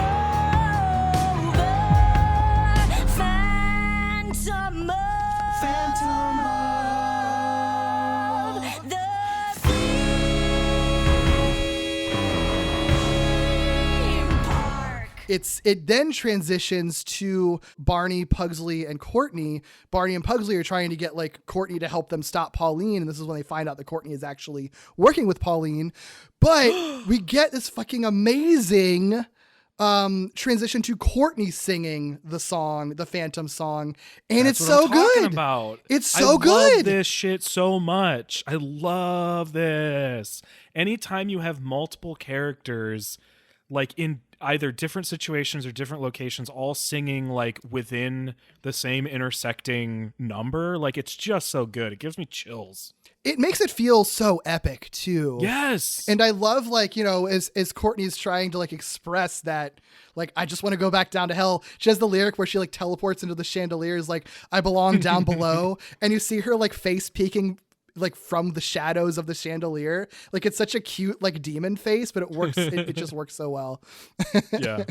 It's great. It's great. Yeah. My other favorite lyric is Pugsley saying, "You're going to make me sad, Bark." Woo! That's great. It's so cute. It's so cute. One fun fact, I think that this song was always going to be in this episode because like it's so instrumental to it, but there was originally going to be, I guess, an additional song that Pauline would have. Hamish said that Pauline was going to have this like emotional song on the stage. I guess maybe instead of reprising it, the song like that she sings later when they reprise Phantom of the Theme Park, maybe she would have sang this then. I'm not exactly clear on that, but she would have sang this emotional song where she sort of realized the error of her ways while singing, but then, and you know, which I think would still fit because the climax of the episode is like Tema Lucas fighting her, right? So like, I think that could have still worked. But he said, and I quote, "But we just thought it would be funnier for Pauline to not learn her lesson just yet and keep her more villainous." Yeah. Yeah. I mean, like, I definitely get where that comes from, and I think it wouldn't have been an obstacle or anything. Like, I wouldn't have stopped and been confused, or, you know, it would have flowed fine. But I do think I'm with him on this. I think there's something about it that feels right for her not to necessarily, you know? Yeah. She's so obsessed with this, and she's been doing it for so long. Like, I totally get it. And I think it's more crushing for Norma, for Pauline to never get it, or not to get it, you know, at least in right this... Yeah, in this moment. Yeah. Or at least if she's going to get it, she's not going to get it on her own. So, right. Yeah. No, I like it. It makes her a better villain in this episode too. Like, you know, you're they're pulling from Renaissance Disney, and none of the Renaissance Disney villains were ever like, maybe I'm in the wrong here. Like, no, they're fun because they're evil the whole time. Right. So. Right. So, possessed Pauline shows up. Barney tries to take a photo, which was their plan to exorcise her. But Courtney and also Barney's skinny jeans stop this from happening. I love that bit that it's like these like high stakes of this like evil like ghost possessing monster, and he can't get his phone out because he can't pull it out of his pocket because his pockets are too tight. It's so funny. That's like maybe the one like thing about this. It's like, oh, this was made by a millennial, wasn't it? Because if this were made by a Gen Z person, they wouldn't be wearing skinny jeans, and Barney wouldn't be wearing skinny jeans. Oh no, my Jinkos, my pockets are too deep. I can't reach my phone. Oh, you went in the other direction, didn't you? Yeah. Yeah. So the plan fails. His phone gets taken away. He and Pugsley get thrown into the dungeon that apparently exists in this theme park, I guess. I buy it. I wouldn't be surprised if this was technically like an exhibit or like an attraction or something, you know? Sure. It's a weird theme park. Why not? It's a very weird theme park. It's a very weird theme park. There's a lot of questions that I have about how the theme park works, but that's fine. But yeah, the dungeon is being guarded by Logs, who is Barney's love interest. So, you know, there's an easy opening, right? Like if they've already flirted throughout the season. So Pugsley is like, hey, I ship you two. I think you should get together. You should just like talk to him. He's going to let you out because you like each other, right? Mm-hmm. And that leads us to Barney's love ballad about Logs. Can't you talk to Logs? Sweeten him up? Have a little flirt? Shh, he'll hear. You do like him, don't you? But Logs thinks I'm a traitor now. So he's just... A bit more of a challenge, but still objectively a dreamboat? No. It's not like I sit around just obsessing about his deep brown eyes. It's not like I lie awake while repressing tingly tummy butterflies. It's not like I filled a notebook up listing the things we might talk about. It's not as though even now I'm resisting the urge to ask him out. I mean, we'd have fun. It's not like he is the one. Sure, he's adorably shy, but he's just some guy. Oh, scandalous. I'm sure you saw. It's so funny to me that this like adorable, well animated, cute like song about like these two teenagers who have a crush on each other was scandalous to people online. Yeah. It's like, it was very much you like, dorks, get a life. It's so fucking because like Netflix basically Netflix did like release this. They didn't release the song, but they like released the video on their social media officially. And then it went viral from like the Daily Wire, which is Ben Shapiro's dumbass website. And then also I think the Quartering did shit about it too. I forget what his real name is. Ian something Chong. I don't know.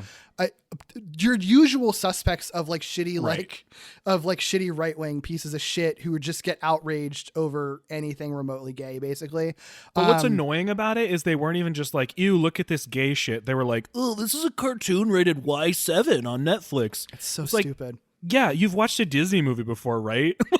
Right. One of the movies that this Far is more riffing on. scandalous shit in the Renaissance period. Yeah, The Little Mermaid is like a 16-year-old, like she was naked for part of the movie and then like gets married and ends on a big kiss. So like, I think you just don't like the gay stuff, guys. And DreamWorks just has people fuck. Like Road to El Dorado, they just fuck. So get over it. Just say what you mean. It's also so funny to me too, because it's like, if you really wanted to like criticize the show for like your Christian values or whatever, there's literally a demon singing a song about how much she loves hell, but you didn't hook onto that. You didn't latch onto that. You latched onto the one gay thing that happened in it. Right. The thing you're mad about is that they're gay, that they're interracial, that one of them's Jewish. Like, just say the things you actually hate about this. So stupid. And again, yeah, for like Dorks. genuinely like It's adorable. The sweetest, cutest song I've ever seen. It's funny too, because I saw so many people being like, I didn't really know this show existed, but now that I've seen this, Daily Wire, thanks, because now I'm going to go watch it. Exactly. Like, it just was so beautiful how many people were like, oh, hey, thanks for letting me know this adorable show exists. Right. Right. It's so cute. This is another one that I don't really know if there's a direct reference for it other than it just being like, you know, kind of part love ballad, part like pop song, essentially. I don't know if It there's like feels like right on the tip of my brain, and I can't figure it out. But maybe it's just because it is like a common sort of like nice poppy, like cute, you know, love song. You know? Yeah, yeah, and it's such an earworm. This one gets stuck in my head a really little too much. It's great. It's great. It's so cute, and they wear their little white tuxes. Oh my god, I love their Jewish wedding. It's such so adorable. I love that Pugsley's there for the entire sequence too. Just like just being like, you guys are so cute the entire time. He's the one shipping. He's the Sebastian in this moment, you know? It's very much like Kiss the Girl, but with Pugsley and Sebastian's role and these two adorable teenagers. I love it so much. It's not like I've drawn up plans for our wedding, 'cause that's a totally stalkerish thing to do. It's not as though I'm constantly dreading what he'd say if he only knew. It's not like he's caught my every waking thought. I mean, he's totally hot, but he's just some guy. And when he looks at me, I'm sure that all he sees is just some guy. Barney is voiced by Zach Barrick. It's a trans character voiced by a trans actor, which is always fucking Gasp. cool. I know. It's almost like it's not hard. Right? And I think his most biggest roles before this were a pretty minor role in Spider-Man Far From Home and then like one episode of Transparent. So this kind of like Norma's actor, I think this is probably his biggest role and big breakout. He's also a very good singer. Yeah. I'm so happy that he leads this show. And when I found out it was him, I was like stoked because I know him just from Spider-Man and you know, for better, for worse, neutrally so, like I know of him because he was a trans actor playing a trans character in those movies, but it was so minor and people were making such a big deal about it that it was hard for me not to know who he was.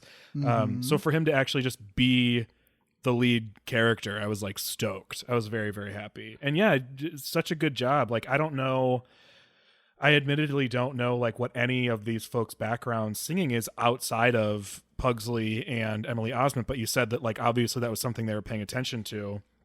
So you know, I'm glad. I'm just glad. I'm just very glad. Yeah. This song too, it's like so relatable too, of like the self-denial of like, I'm not really that crushing that hard, right? Like my favorite one is, it's not like I've drawn up plans for our wedding, because that's a totally stalkerish thing to do. And then juxtaposed with seeing his wedding in his dream sequence in the song. Right. It's so good.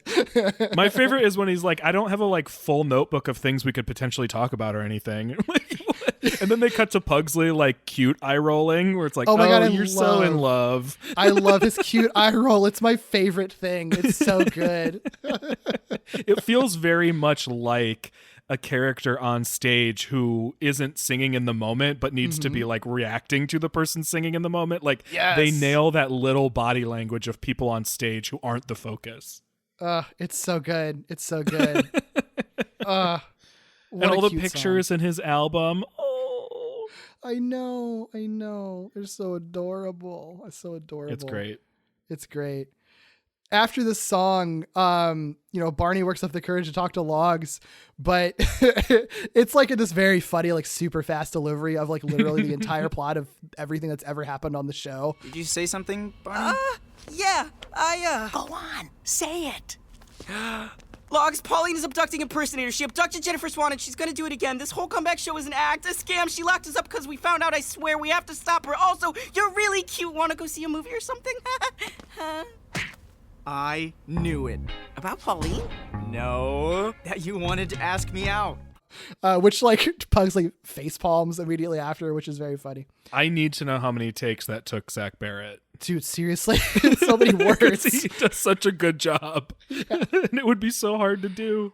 Yeah. And then like Logs is like, okay, well, I'm like totally unfazed by like the whole evil ghost Pauline stuff. Don't care about that. Yes, we should absolutely go out. This is 100% what I wanted. Here, let's go. Like, it's great.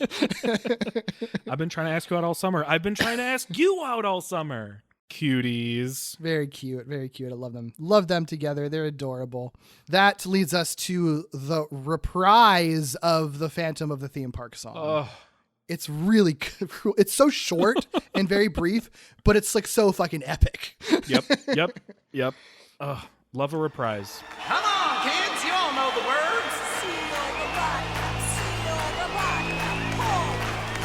Smash, smash, smash! Seal the vodka! Seal the vodka! Pull! Smash, smash, smash!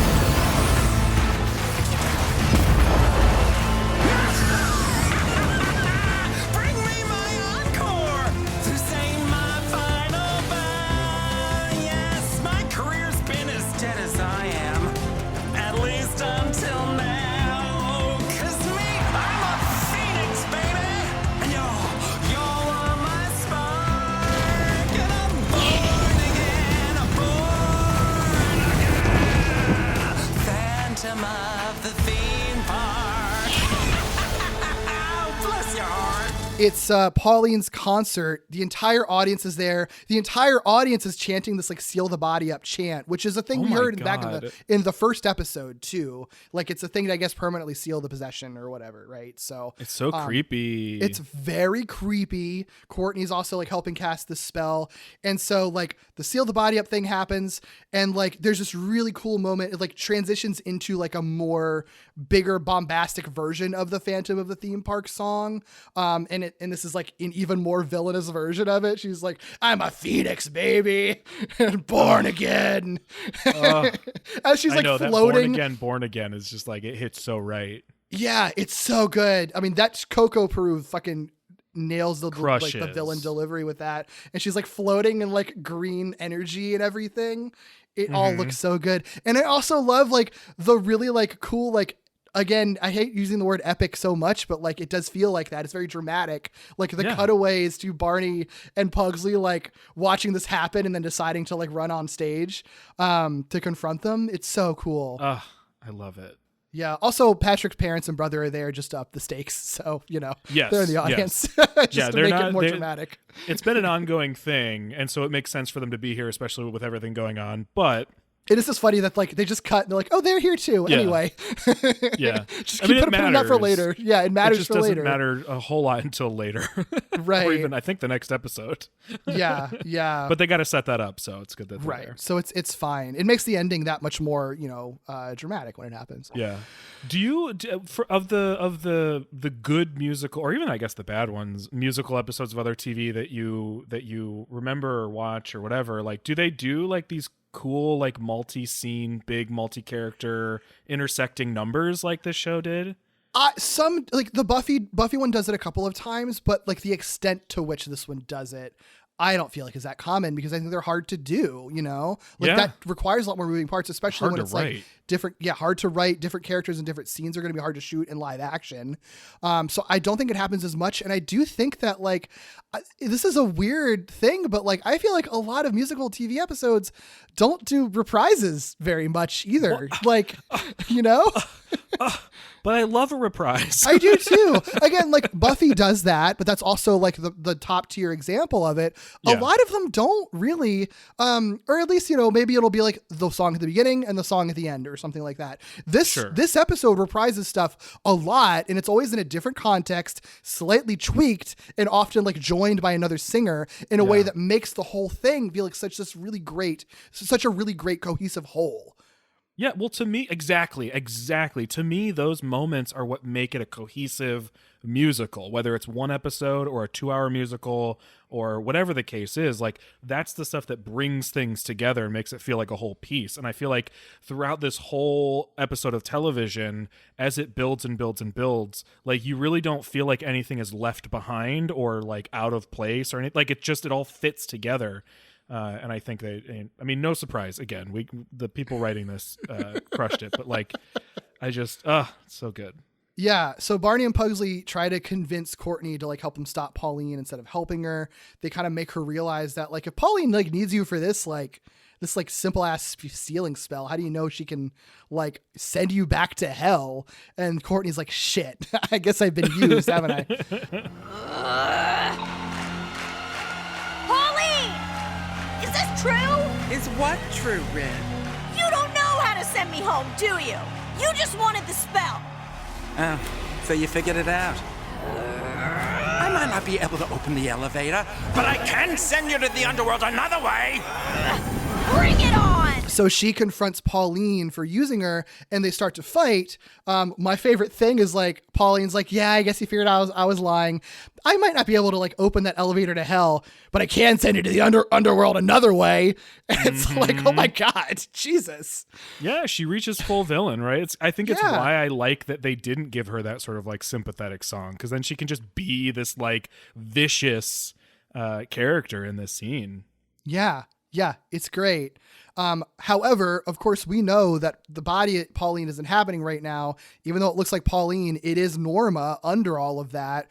So nobody wants Norma to get hurt. So Pugsley stops them. He stops them with magic, but because he's using magic one more time, it causes the demon within him, Temalucas. That fucking name is like, right. I had such a hard time writing it in these notes. Temalucas, Lucatelmus, Temalucas. I feel confident that when I read the book, I was saying in my head Telemachus. And then when I heard them say it, I was like, oh my God, it's not that I was saying it wrong. I was literally reading the letters out of order. Telemachus makes more sense as a demon. Like, it seems like it flows more as a demon name. Temalucas, it sounds like Lucas, but with a prefix. Yeah. Like, it's so bizarre. I don't mind it. I think Timid it's funny. Lucas. It gives this show's like demons a little bit more flair that like their names are just hella weird sometimes. Yeah, well, I think they're all pulled from something, right? I saw something Hamish was saying like these aren't the, I'm not representing these in any particular way. These are like names used for demons or angels or whatever these sort of like strange mythological characters are in many different ways. So like I'm finding names that are part of, the already existing canon of demon names. Okay, that makes sense. I didn't know that. I assumed that because I recognized some of the names they were pulling. I wouldn't have expected Temalucas to be like a name from lore, but I mean, I don't know any of these names other than there was a reference to Beelzebub, Right. That's about where my knowledge ends. I'll take your word for it, man. Yeah. So Temalucas reemerges and possesses him again, which leads to my personal favorite song and musical sequence of the whole episode. It's too late. He's taken over. What? Who? Oh, no, you don't. Oh, don't mind if I do. Did you miss me, little doggy? I've been sleeping deep inside. It's been cramped and kind of boring, so how's about restoring me? I'll take you for a ride. Actually, I'm good, no thank you. I've been doing fine without you, with my powers and my voice, yeah. Whose powers are those really? You didn't come by them freely. think I had much choice. Just put me in the driver's seat. Look at yourself, you're just 2 feet tall and made of meat. But being me is the best thing you're ever gonna get. I promise you that. So you might as well put me in the driver. Put me in the driver, put me in the driver's seat. This is interesting because this is one of the ones I do know some trivia about. Oh, yeah? Yeah, because as I understand it, this song was last minute. Yes. Like, it wasn't originally in it. They apparently wrote it in like a couple days. Yep. And what I saw was, I don't know if this is from Hamish. I don't know who said this or who clarified this, but like, it was only possible to include with minimal animation. They couldn't do backgrounds or do anything too intricate because of the last minute nature of it. Mm-hmm. So I think it's probably very exciting for folks to hear that this is your favorite. Yeah. Well, I read the background. Yes, you're right about the 2-day thing. That's that's what I read too. And part of it had to do with because they didn't have Pugsley's, like part of it had to do with the casting of Pugsley, right? Yeah, so they didn't know who they were going to cast as Pugsley when they were writing this musical, and then they were going to have that first opening song by Pugsley. But then when they cut that, they're like, okay, well, we cast Alex Brightman, who was a Broadway star in Beetlejuice, right? So he's most well known. He played Jack Black's role in the School of Rock musical. Oh, I didn't know that. Yeah, I think that was his big break. And then currently he is Beetlejuice in the Beetlejuice musical, which I really want to see. I've heard so many good things that look so good. All the songs I've heard from it are so good. I want to see it so bad, and I want to see it even more having watched this show. Right. I'm like, well, now I have a connection to Alex Brightman, so I want to see him on stage. His Beetlejuice voice is very similar to the Tema Lucas voice that he has in this episode, which is like, how the fuck do you sing like that without annihilating your voice for the rest of your career? Supposedly, I don't remember where I heard this. Someone on another podcast was talking about it, but I think that has obviously come up in interviews and stuff. I think he claims that he's come up with a way to do that voice without it ruining his voice. I don't know how you know that it won't, but I know this is a thing, and I know this because of screamo music. I know that there is a correct way to do like a growl or a scream or something like that won't ruin your voice, and I know that there's a way to absolutely fuck up your voice, because Skrillex, who was part of the band from first to last, absolutely did annihilate his vocal cords on a number of occasions. And then you have certain singers like even Adele, who isn't known for texture or gravel, like I think still ended up taking vocal lessons to like change how she was singing to make sure she had a greater longevity, like she was singing quote correctly. So I know it's a thing. It just is wild to me that something that sounds like this wouldn't wreck you. Yeah. Supposedly he knows how to do it, and he's doing it in this episode as like he does on Beetlejuice. But I think, once they cast him, they were like, well, we have to have some kind of song for Pugsley if we're cutting that opener, since we've got a literal like Tony nominee. Right. So it makes sense. But then, so they write this song, which is In the Driver's Seat, which is a duet between Pugsley and the demon Tema Lucas, both voiced by Alex Brightman. I love that.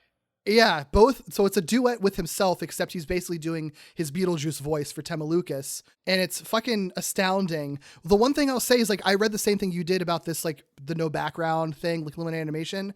And I don't know exactly where that came from, because I couldn't find the source. I almost am like, the no background thing makes sense, but I almost can't imagine the limited animation thing being true, because the animation in the sequence is like fucking visually stunning. So like, I don't like, it's kind of like, it seems like it was still an incredibly complicated sequence to do, because it's like, this is basically a riff on, I think, the most reminiscent of Friend Like Me from Aladdin. Yes. Both visually and musically. Yeah, strong vibes. Yeah, except it's also like a villain song. Instead of like the genie friendly singing, it's like a demon like basically manipulating Pugsley, be like, no, it's cool, I know I used to be evil, but like, I'm good now, I'll help you, you need me to help you, you can't do this without me, I promise I'll give you your body back after it's over, it's fine. So that Pugsley will like eventually give way to it.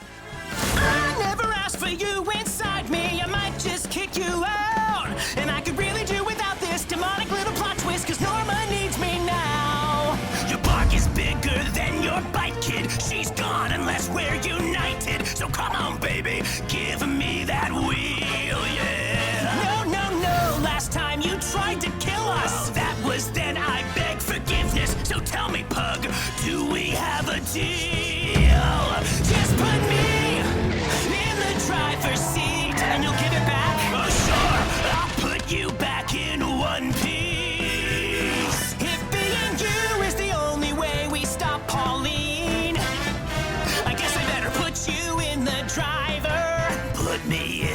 driver. Put you in the driver. Put me in the driver. Put you there in the driver's seat. The reason I love it so much personally, the concept of it being like one singer having a duet with himself with two totally different voices that he had to record separately because they layer it over each other sometimes. So I can't imagine how complicated it was just to record the song. But then that on top of it being like this really fun villain manipulation song on top of the visuals of it taking place inside of Pugsley's mind in a black void, which you know is the shit that I love. I love this like battle to the center of the mind stuff. And then the way they present it is through these like these sort of like abstract, like surreal visuals of like Pugsley like turning into a car and like his body being broken apart and rebuilt, and like regular Pugsley singing to like green demon Pugsley and the demon like singing in his mouth and making him dance. Like, it's so fucking cool, man. I love it so much. Well, it's funny too, because even if it is true, the background thing is true, you can point to things that make it seem like maybe it's not, and this just was the right choice, right? One, the fact that the song that was cut was meant to be over a black background too, right? And was supposed to be pretty minimal in its imagery, you said, right? Like the lips and stuff. But then also this, it's that surreal inside the mind, almost like Dumbo-esque surrealism stuff going on. Like, it just makes sense. Like, what else would you have there? I'm sure they could come up with stuff, but this feels right. And the stuff like the backwards Norma heads that like dance around him. Yep. That felt the most like Dumbo to me. That's a really good pull. I didn't think about that, but there's definitely like Dumbo vibes, like the pink elephant kind of thing, right, except with like Norma's like the back of her head having a face and then dancing around him like backwards is such a cool visual. And even just like the Pugsley turning into a car and driving on an uneven road, like it feels like old, weird, wobbly animation. You know what I mean? Like where everything is elastic. Like it just, it's immaculate.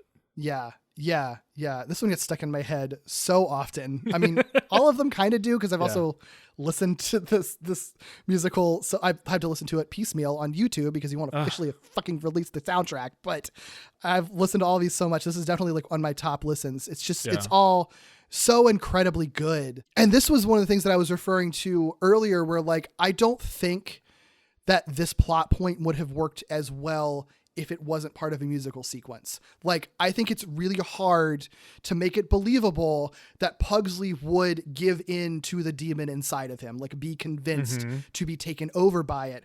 I think they could skip over that and just have the demon take over Pugsley, but it wouldn't be as interesting as seeing Pugsley wrestling with that idea.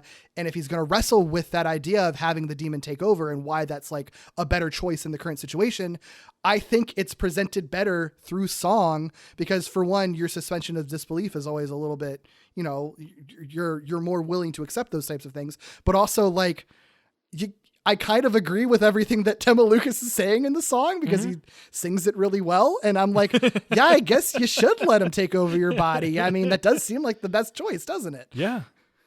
It's very seductive, you know. I think this is one. I think that Just Some Guy is one too. I think when we were talking about like certain things wouldn't hit as hard if they weren't presented musically. Like this is the prime example, but yeah, I think there's a few for sure.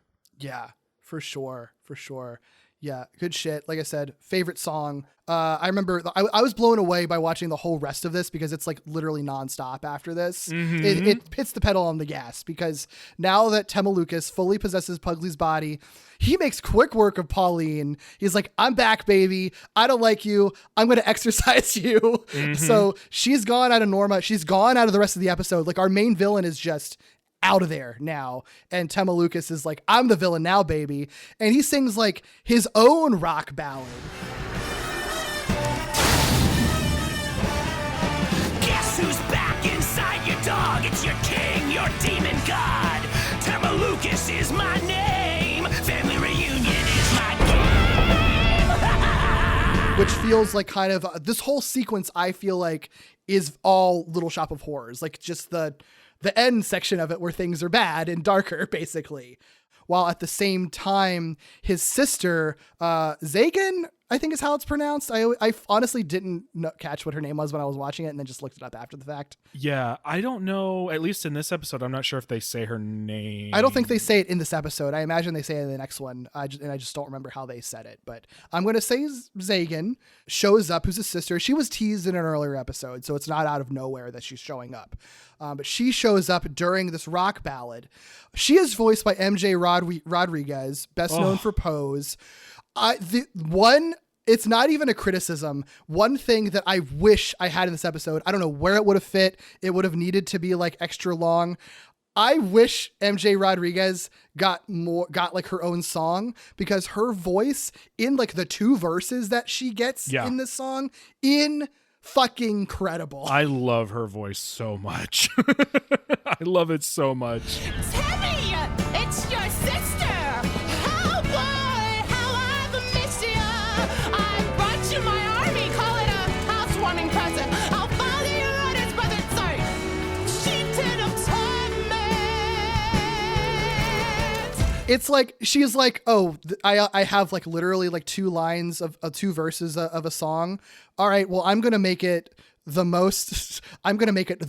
It's gonna be the biggest anyone's ever sang in a musical ever, packed into these 2 verses right now. Yeah, it's such a great entrance. It's great. It's really fantastic. And yeah, when I saw it was her, I was like, holy shit! Like it's just incredible. Like, I don't know if it's because it was somebody. I mean, I don't know Hamish Steele personally, right? This is not somebody I am personally acquainted with. So I don't know if this is just because I followed him on Twitter that there was that sort of familiarity. But like, seeing the people that are involved in this, I'm just like so happy. I'm like, holy shit, you got this person. Yeah. Holy shit, you got this person. Like, it just feels bigger for some reason. I don't know. Yeah, it's good. It's good. I love her in this. It's great. But yeah, I mean, it's basically like, oh shit, the demon and now the demon's sister and her demon army have showed up. That's not good. That's very, very bad, actually. And then their rock ballad is cut off by Courtney, who reprises Down There very dramatically in a way that like flows extremely well into the rock song that they were just singing. No! It was I who actually did it. Put your brother inside of this mutt. Get your demon cuffs off me, 'cause I wanna go down, down, down, down where I'll finally feel I belong. Down where I'll never sing another song. Please wipe my slate of all my mistakes. Somewhere down there.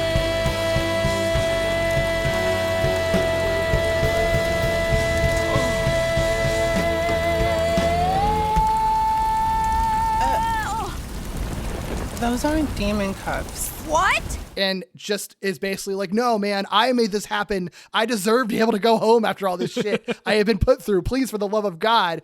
And then even better, they still kind of subvert this like big dramatic, like belting song, because everyone is clearly like kind of exhausted by it. Like when she's doing it, like I think Norma and Barney look at each other like, is this really happening right now? And then like Zagan like yawns while Courtney's having her amazing note that she's I was gonna out. say this is the one where she holds out the note and then holds it out higher, like changes the note and holds it even longer. Yeah, so good. Yeah, and then Zagan's like, hey, and then cuts her off in the middle of her big belting out note. It's just like, actually, those aren't demon cuffs, they're angel cuffs. Oh, what does that even mean? And Courtney's like, what? And she's like, whatever, I'll take them off, it's fine, okay, go. And then Courtney just like pieces out.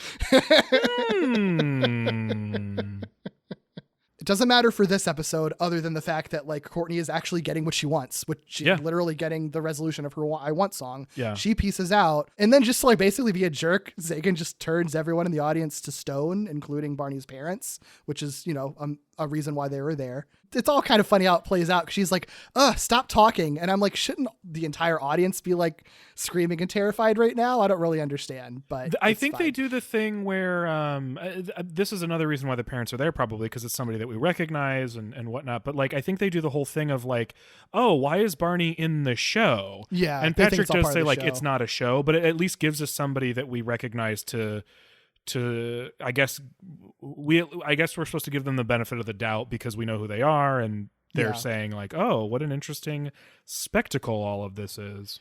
Yeah, I guess you can imagine they're sort of like, oh, I guess this is an entire play, so we're not going to be cheering during this because we want to hear what these characters are saying. And then Barney's parents start like looking for Patrick and yelling out, "Where'd Patrick go?" And it's like, so at that point, they are the only people that are just randomly yelling from the audience, which is how the whole stone thing starts. Everyone freaks out, starts screaming, everyone gets turned to stone. So there you go. That makes sense. I do wish, I mean, it's all very effective, but one of my favorite, but also favorite in that I appreciate it a lot, but least favorite in that it makes me so uncomfortable is when an audience isn't aware of the tragedy that's happening. Yeah. So if they had sold it even more that like the audience thought this was all like an amazing spectacle, like I would have simultaneously been very excited and very crushed at the same time. Yeah. The entire audience is literally everyone here has turned to stone except for Norma and Barney. Zagan and Temalukas and Pugsley's body just peace out and like leave. Deuces. Which is how we transition to our end song, which is a reprisal of Dead End, which then gets like mashed up with another reprisal of Down There. But days like today make all those other days seem mild. Even for us, this is what. 'Cause a dead end, we're never finished a dead end. Huxley needs us, we cannot let him go. We still got it, I still got it, you know. Down where it's nighttime all of the day. Down where no humans will get in my way. I will be home and never alone. Somewhere down